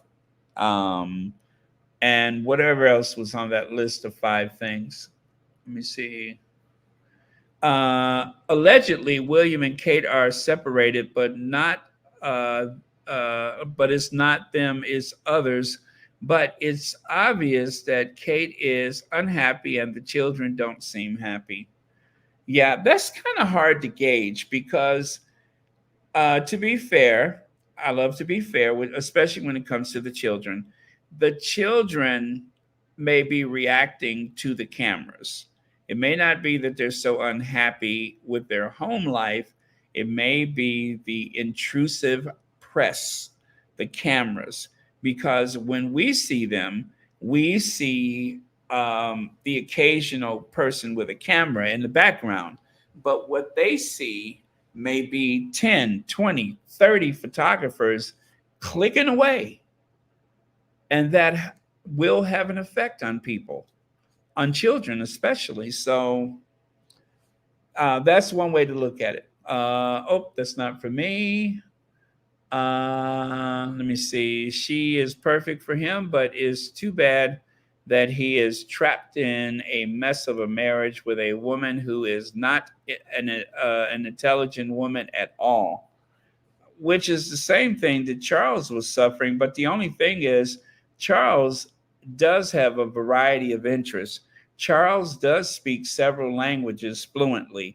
Charles has a lot of things going for him that William does not. Charles, at the very least, does have a curious mind. William doesn't seem to have much intelligence at all. He doesn't seem to be interested in anything in particular. His only interest is what makes him look good and not what problems that he can address or solve. It's just whatever gives him gravitas. That seems to be the only thing that he's interested in. He's not really trying to solve anything. He just likes to talk about. He's a talker. He's not a doer. Let me see. Lovewind says, I actually believe the announcement pertains to Edward and Sophie. Ooh, that's a good one. Now that Her Majesty has passed. Okay. And maybe that's why the title is not going to be passed down. Of course, that wouldn't make sense because they could still give the title to his child. But yeah, it could be Edward and Sophie. Could very well be Edward and Sophie. But yeah, there's something coming for 2024, that's for sure. It seems like they are working very hard to make sure that the public is well amused at their behavior and at their job performance, that the public is very satisfied with their job performance. And it's almost as though you want to put as much positive out there before you rip off that Band-Aid and cause the pain, or at least the uncertainty. Beverly says, how do they know who gave them mouths and palaces? Let me see. Why does it matter? Someone, please keep an eye on how fast they sell.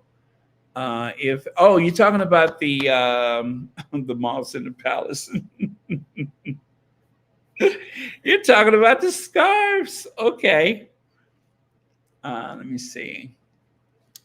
Leslie F. says, Baron, I don't think the government will let the Commonwealth go for the simple fact it would be less income and tax money coming into the UK. Well, I don't know if it's a constitutional issue, the Commonwealth, but it is a moneymaker. So you're right about that. It is a moneymaker. They leverage a lot of authority and they get a lot of money. There's a lot of laws. And when I say let the Commonwealth go, I don't mean giving up head of state, of course. But I just mean that the idea that they will take these tours, I think that may be a thing of the past. I think that they're going to just give up on it. I think the idea is to not interfere, especially if they are going to walk into a situation like they walked into in the Caribbean, where they were unpopular, they were unwanted. William is far more fragile than his father. Believe it or not, I think he's far more fragile than his father. We've seen William weep because of his unpopularity. I don't know that I've ever seen Charles cry because people didn't like him. But William, it seems like far more devastating for him. We have seen him weep because he got booed. So I think he just sooner leave the Commonwealth to the Commonwealth and not bother with it. And if the government, because the government have you noticed that the government has not sent Will and Kate to the Commonwealth? The government has not told them to go anywhere. If anything, they've told them to stand down, don't do a thing. The only time that William has gone abroad was to promote the Earth shot and nothing else. William and Kate should be touring the Commonwealth, and they're not. So maybe next year, they might do it. And Charles could just simply order them to go. But I don't think the government wants them to do anything. The government is like, you know what? While we still have a Commonwealth, maybe it's best you stay home. I mean, because after all, William and Kate did lose half the Commonwealth. They did. They went to the Caribbean on an all expense paid trip and lost half the Commonwealth. We all saw that. As a matter of fact,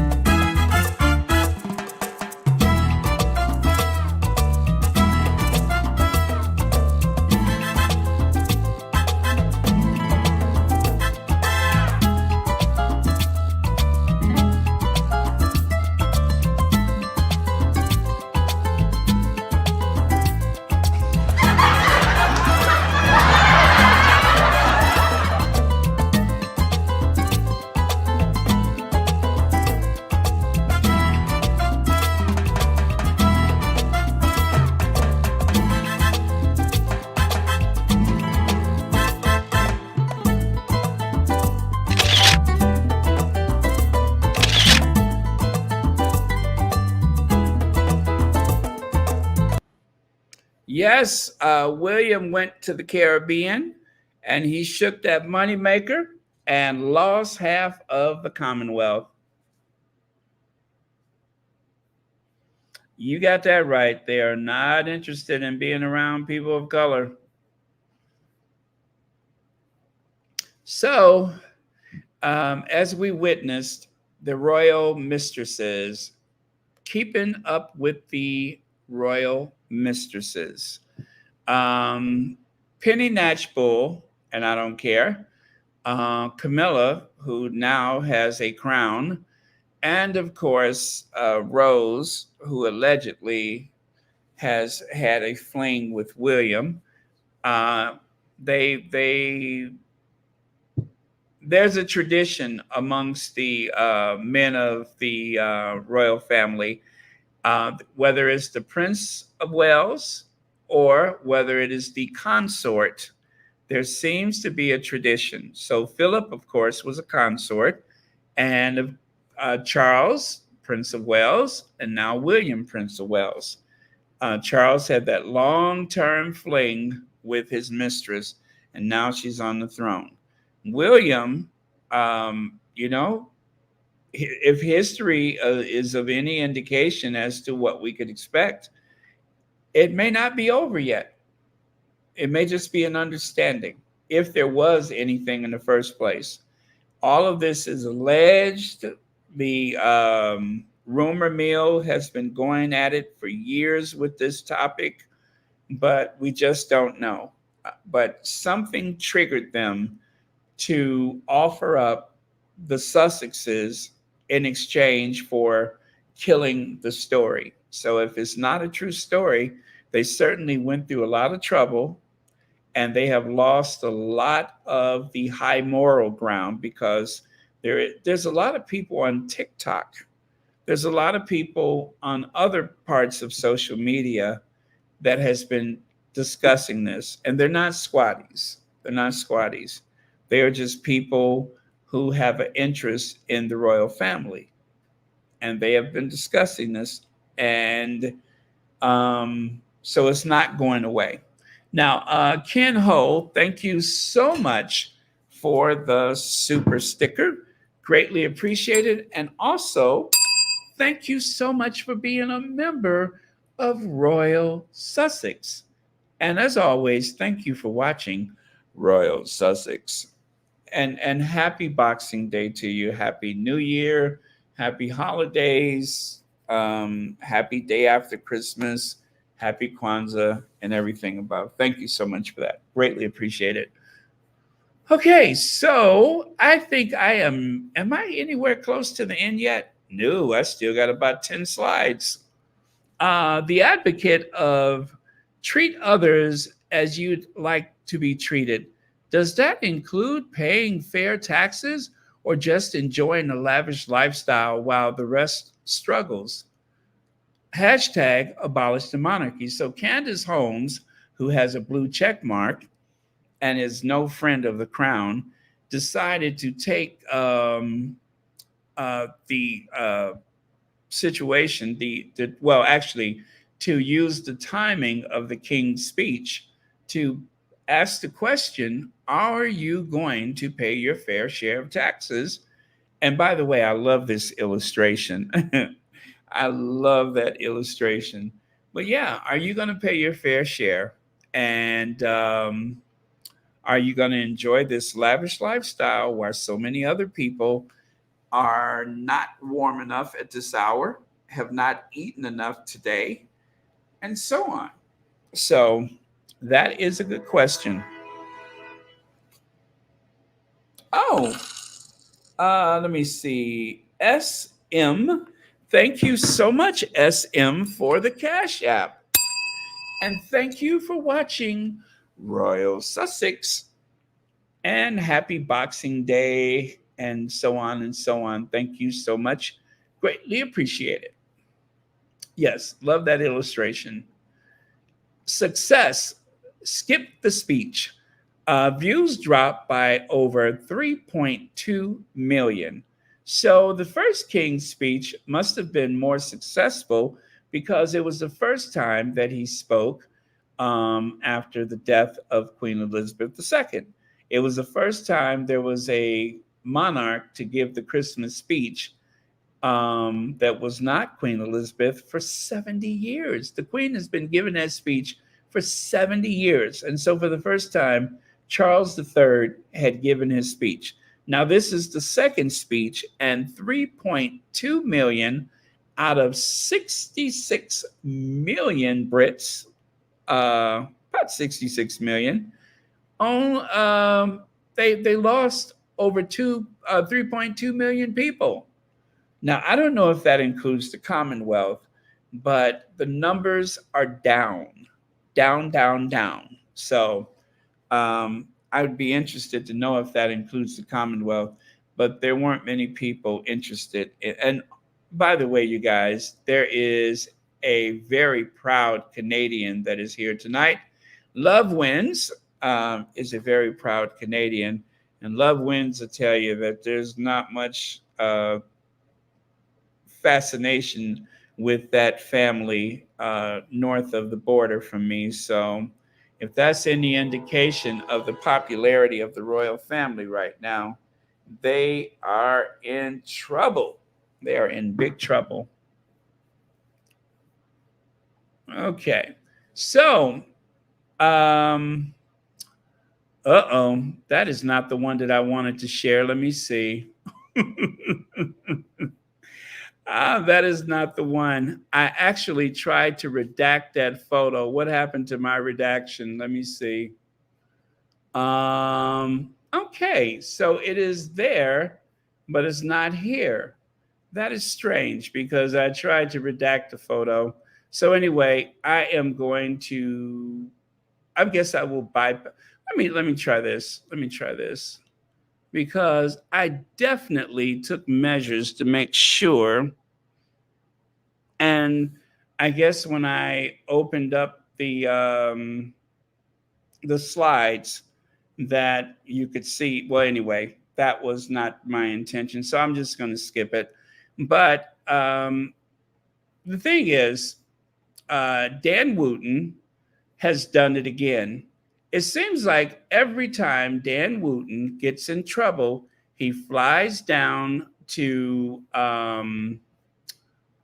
New Zealand, and he is eager to spend time with his niece and to talk about things to come, right? Or whatever, which I think is kind of tacky and tasteless.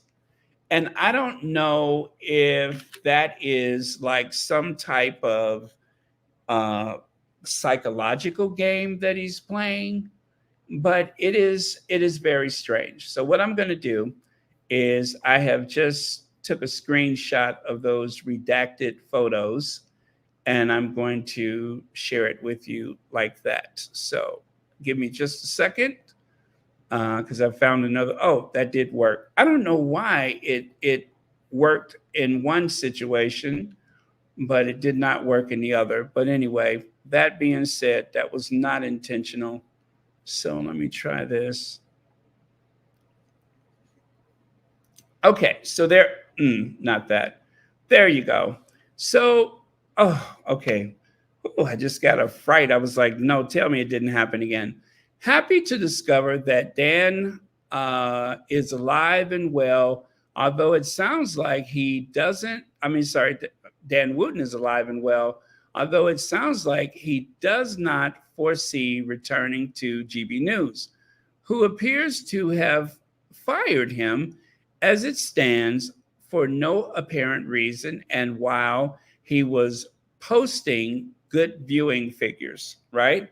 So he was the most highly rated member of GB News, and yet they let him go. And they found some type of, way to do it by saying that his show was full of misogyny that night.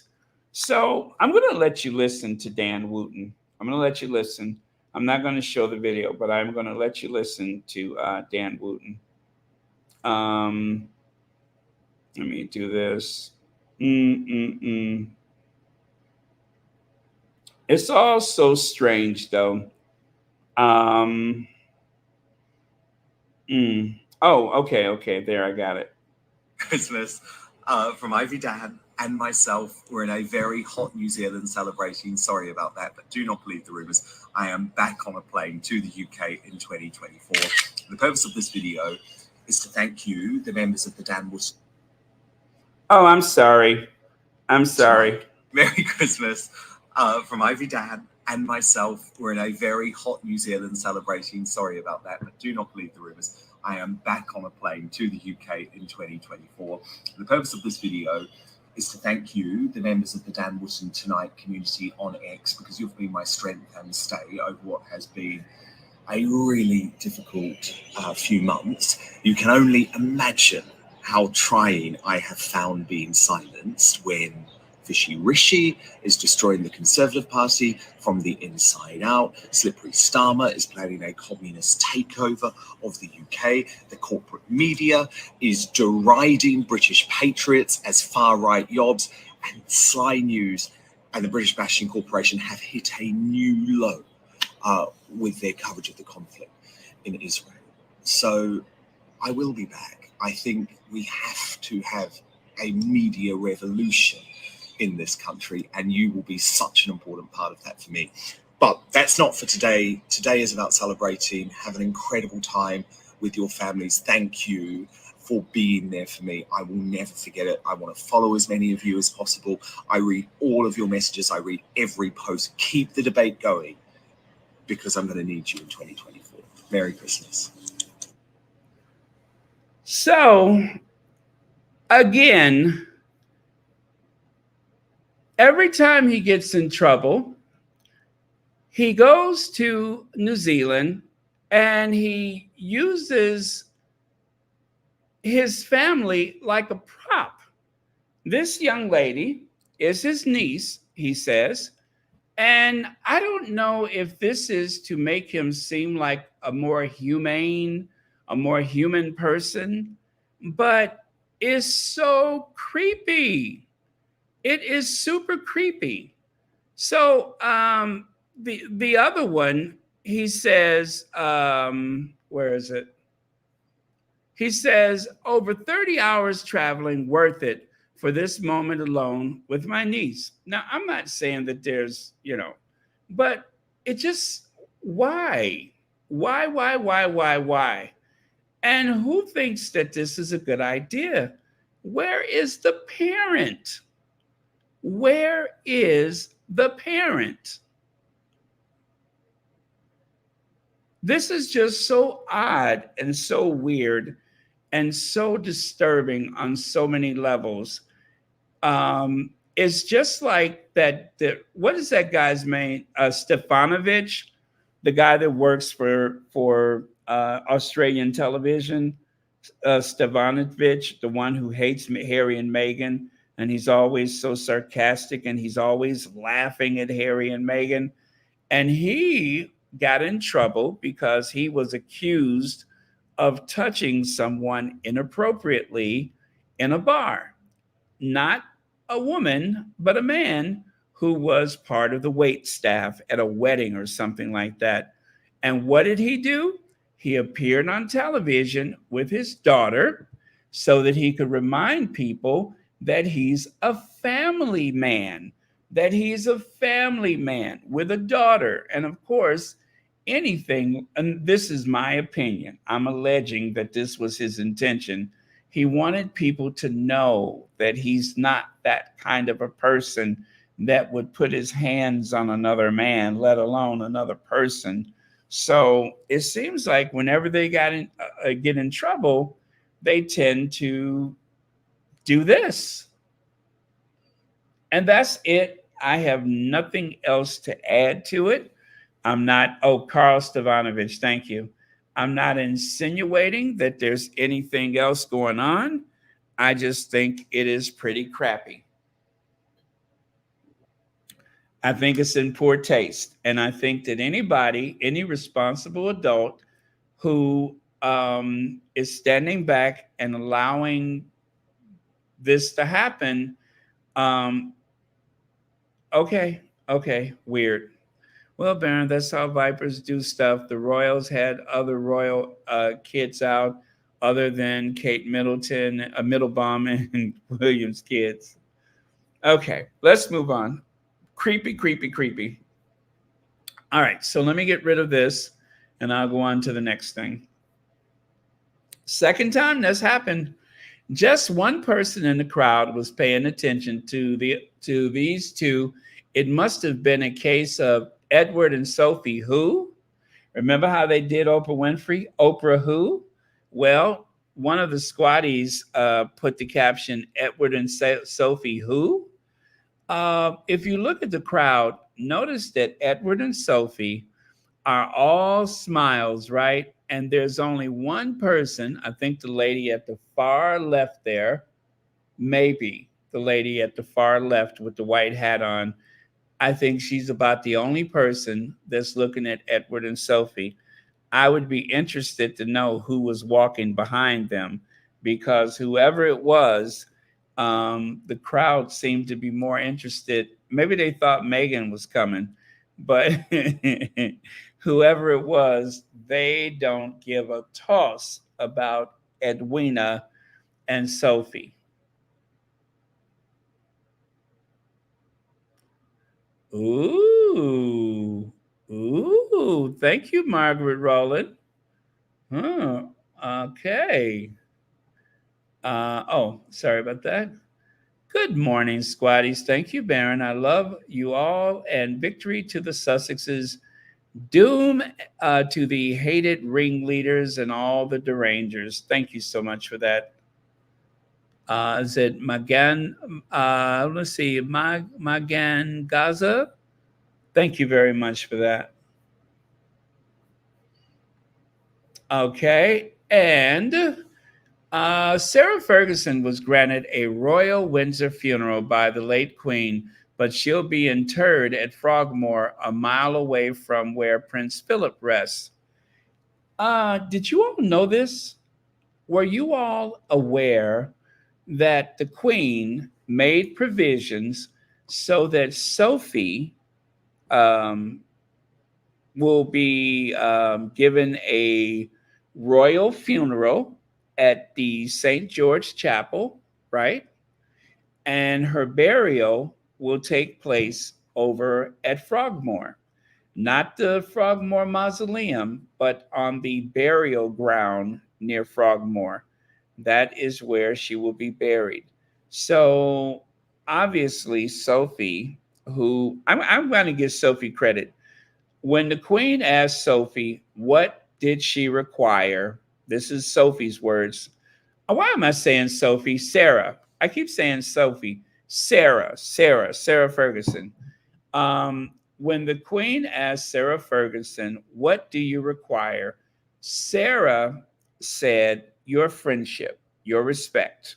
She wanted to make sure that the Queen thought highly of her, or at least would consider her forgiven or whatever. So um, she spent some time with the Queen.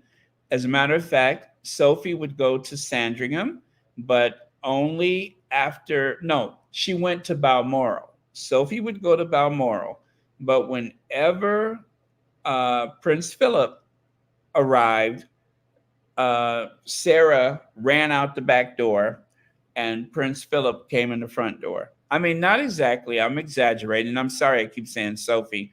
It's like one kiss up seems like another kiss up. If one person licks a boot, it seems like they all licking boots. So Sarah,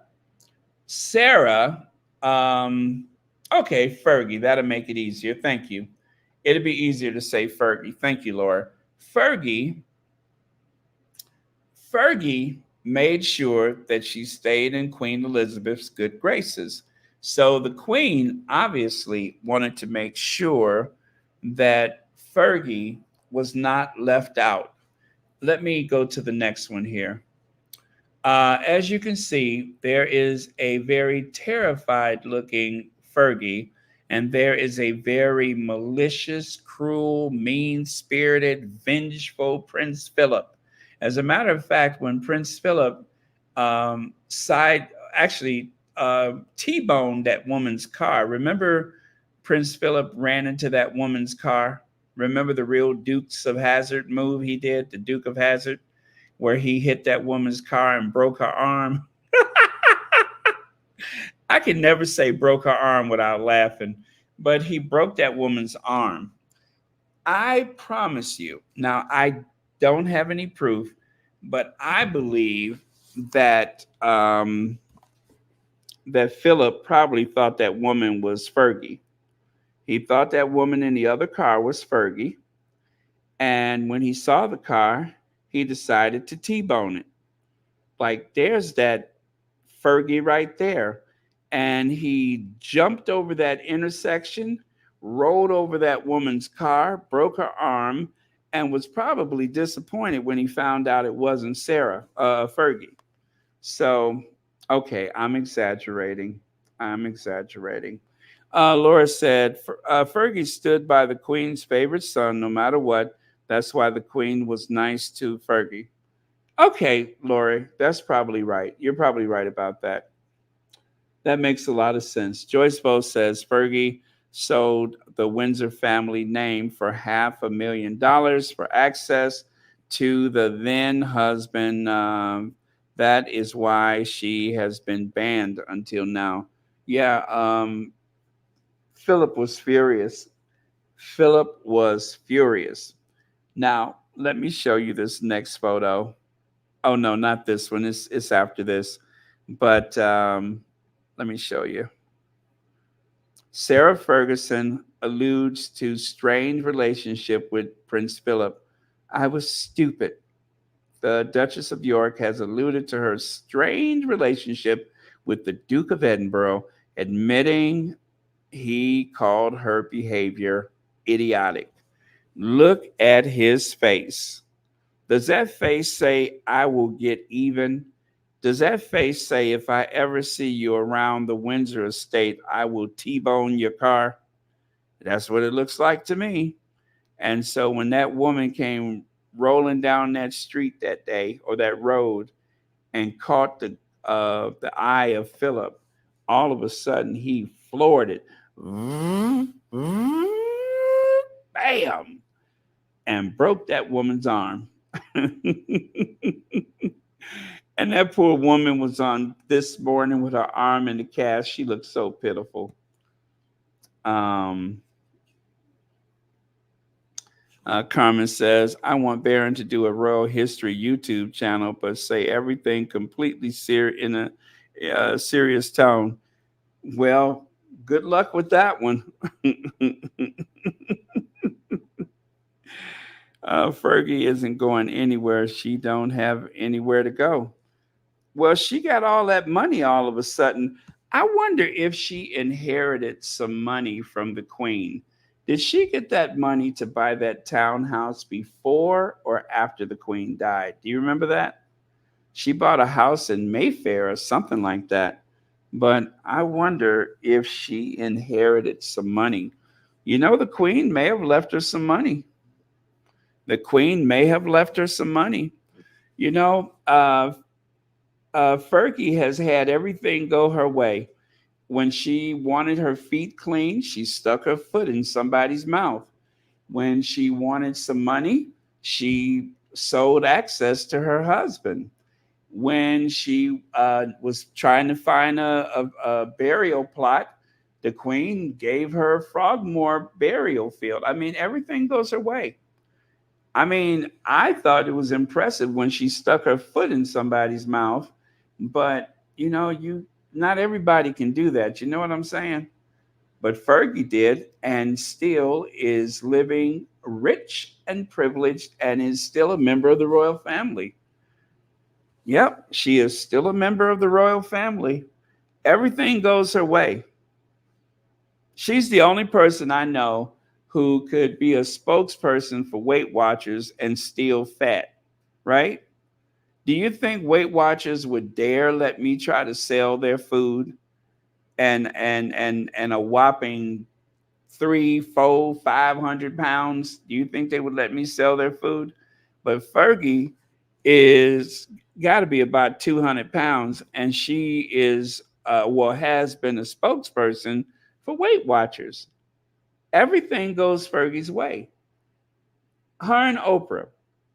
Fergie and Oprah are the two fattest people to have ever sold a diet that I've ever known. They are the two fattest diet salespeople in the world. Let me see. Joyce says Fergie didn't inherit money from the Queen. That's how they keep control. They don't give people in that family money. Ooh, Joyce, that is, come on now. Come on, Joyce. That is so true. You're right about that. Yeah, because if they got money, they wouldn't have to dance to everybody's music. So they like to keep them poor and keep them tethered. Leslie F says, Baron Sarah comes from a well-to-do family, even though she was a commoner and she bought that house $7 million before the Queen died. It's a townhouse in London. Oh, okay. Okay, so her family has some money. So why did she stick her foot in that man's mouth? If she got so much money, why she put her foot in that man's mouth? I'm just asking for a friend.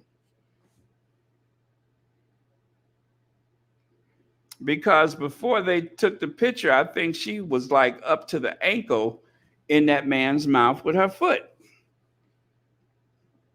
which I think is weird. And that was her banker. You know what? If your banker is willing to do that for you, well, I guess you have to have a certain balance. Wasn't that her bank guy, her financial advisor? Yeah. I wonder what kind of advice that was. Maybe he was a financial advisor by day and a podiatrist by night. I don't know.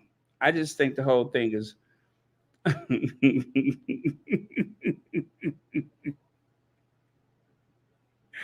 Apparently, Helene, apparently. Yeah. And that's why Philip was upset. Philip was furious. Oh, you guys, I think we're down to the last slide. Oh, there we go. So this is our last slide. Royal wedding.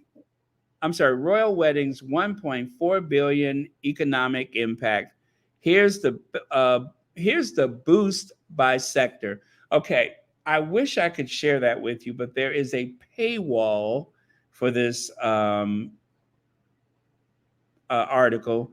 And even though I know how to get past the paywall, this time I wasn't able. This paywall is impenetrable, or whatever you say it.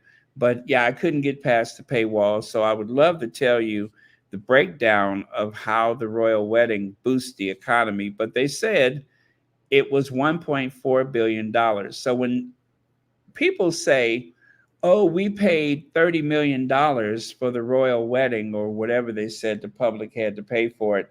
Number one, Harry was born a prince of the realm, and his wedding, especially as a um, member of the royal family, is a constitutional event, right?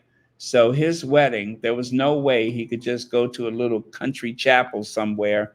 It was an affair of state, right? So it was not paying for his wedding, they paid for the wedding. Um, and secondly, they have received a $1.4 billion boost to the economy. So I'm just going to say that what I spent while I was in the United Kingdom on the wedding day and everything else, because I didn't just go to the wedding. Well, I wasn't just in the crowd at outside the wedding. I also went to Cardiff Castle. I went to oh gosh, where else did they go? Oh, I went to Westminster Abbey. I followed the footsteps of the Sussexes.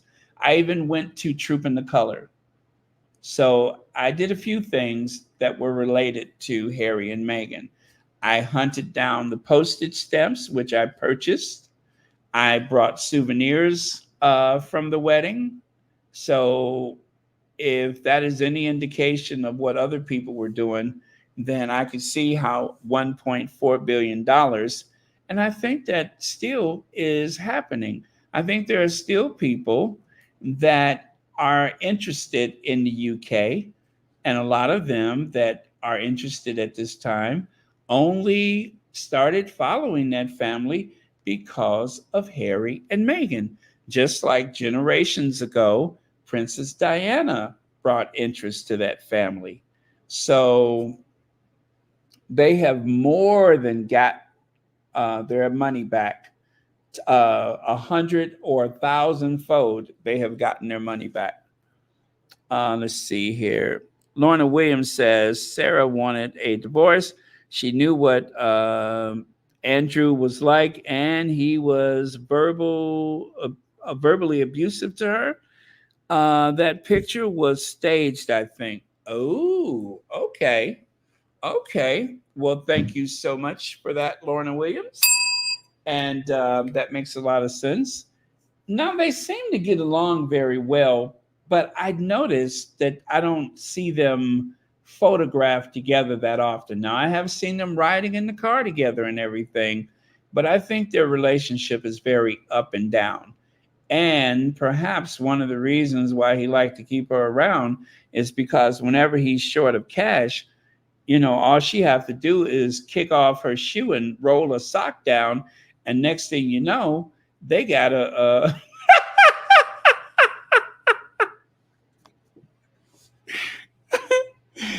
Woo, it was hard to say that with a straight face. You know what I'm trying to say. Whenever they're a little short of cash, all she have to do is kick that shoe off and roll that sock down, and next thing you know, they got enough to go to Pizza Express.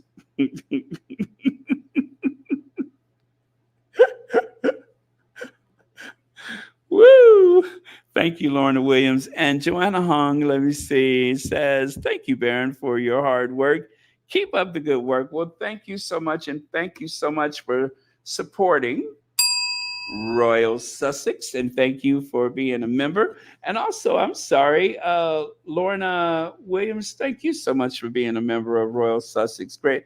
And thank you, Helene, for being a member, and Martine, and there's a few of you guys. Carol Lund, thank you all for being members of Royal Sussex. Okay, so anyway, that is the last slide. So that's it for today. Thank you so much. And again, happy Boxing Day. Happy Kwanzaa. Happy, is it Rosh Hashanah? Happy Rosh Hashanah. And whatever else holidays apply. Thank you so much. And happy holidays to you. Is it Cinco de Mayo? When is Cinco de Mayo? What is Cinco de Mayo? Well, anyway, whenever it happens in advance, happy Cinco de Mayo. Good night, Anastasia. Thank you for hanging out. Oh, that's right. That's right. Fergie has the corgis. Fergie has the corgis. And whenever those corgis are hungry, all she got to do is kick that shoe off and roll that sock down. I love saying that. It's so funny. Anyway, love you guys. Thank you. I thought we were going to be on for an hour, and doggone if it's not 2.5 hours. Where does the time go, you guys? Where does the time go? Anyway, I do apologize for those that I'm keeping up so late. I'm going to try to go on early. Oh, Mayo is May. Okay, sorry, M. Thank you so much for that. Mayo is May. Cinco de Mayo. Oh, May 5th. Right. May 5th. All right. See there? Sometimes when I'm trying to celebrate holidays, I almost start a race war. Okay, May 5th, Cinco de Mayo. That's right. That's Spanish for May 5th. Okay. And a good excuse to drink some Jose Cuervo. Not only is it a very important holiday, it's also a good excuse for some Jose Cuervo. Right? Right. Pleasant dreams. Sweet dreams are made of this. Who am I to disagree? I traveled the world and the 7 seas. Everybody's searching for something. Some of them want to use you. Some of them want to get used by you. Some of them want to abuse you. And some of them kick off their socks and shoes. Ooh, ah, whoa, ah. Hold your foot up, stick it in somebody's mouth. Take your shoes off, stick your foot in somebody's mouth. Hold your foot up, stick it in somebody's mouth. Kick your shoes off, stick your foot in somebody's mouth. Isn't that the way that song goes? Sweet dreams are made of this. Who am I to kiss your foot? Oh, well. The song goes something like that.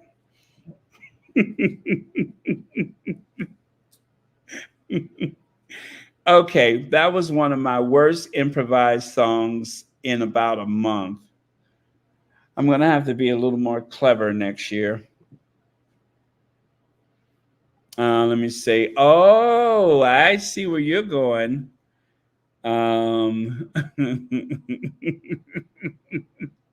Leslie F. First of all, how do you know about that? How do you know about that? And second of all, yes, how do you know about that? Anyway, okay, I'm going to go, you guys. Love you guys. I will see you all tomorrow. And our last word of the day is hold your foot up. Keep your foot up. Hold your foot up. Keep your foot up. Oh, man. Anyway, thank you so much, you guys. And thanks for trusting me to do this work. I have to tell you guys, it doesn't really feel like work because I feel like I'm just hanging out. And I'm always glad to do it. And it has been fun. And I'm looking forward to New Year's Eve when we could reflect on 2023 because this is 2023. Let me see. Okay, so that's it. I am going to say goodnight. And don't worry about our Sussexes because there are two very strong queens looking out for them. And under their watchful eyes, the Sussexes are going to be just fine. I promise. Okay. And there we go. Let me see. Good night, Connie Balmer. Or good morning, rather. Good night, Lydia Washington. Let me see. Okay, good night, everybody. I'm going to do some Ginger Avenger. No, let's do Once Upon a Time. I love Once Upon a Time. Once Upon a Time.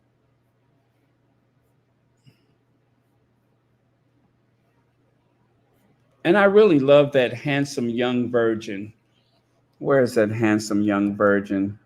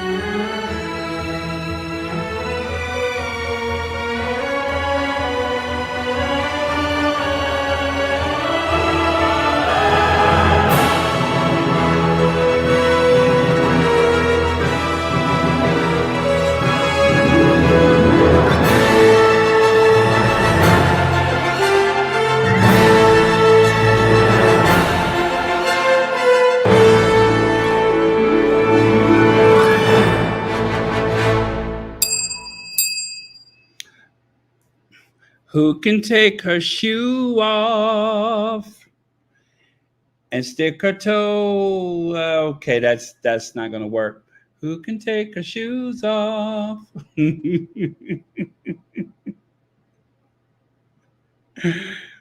York woman can. The York woman can, cause she's okay. That's gonna need some work. Oh man. The York woman can. The York woman can, cause she's where's Tom McCann's? No. That's not working out. Okay. I think it's time for me to go to sleep. I'm probably a little rest broken, and it's been a fun holiday for me, you guys. I went to Walgreens and I found some stuff on sale. And anyway, yeah, so that was my Boxing Day. All right, love you guys. See you all tomorrow. And remember, no bad energy.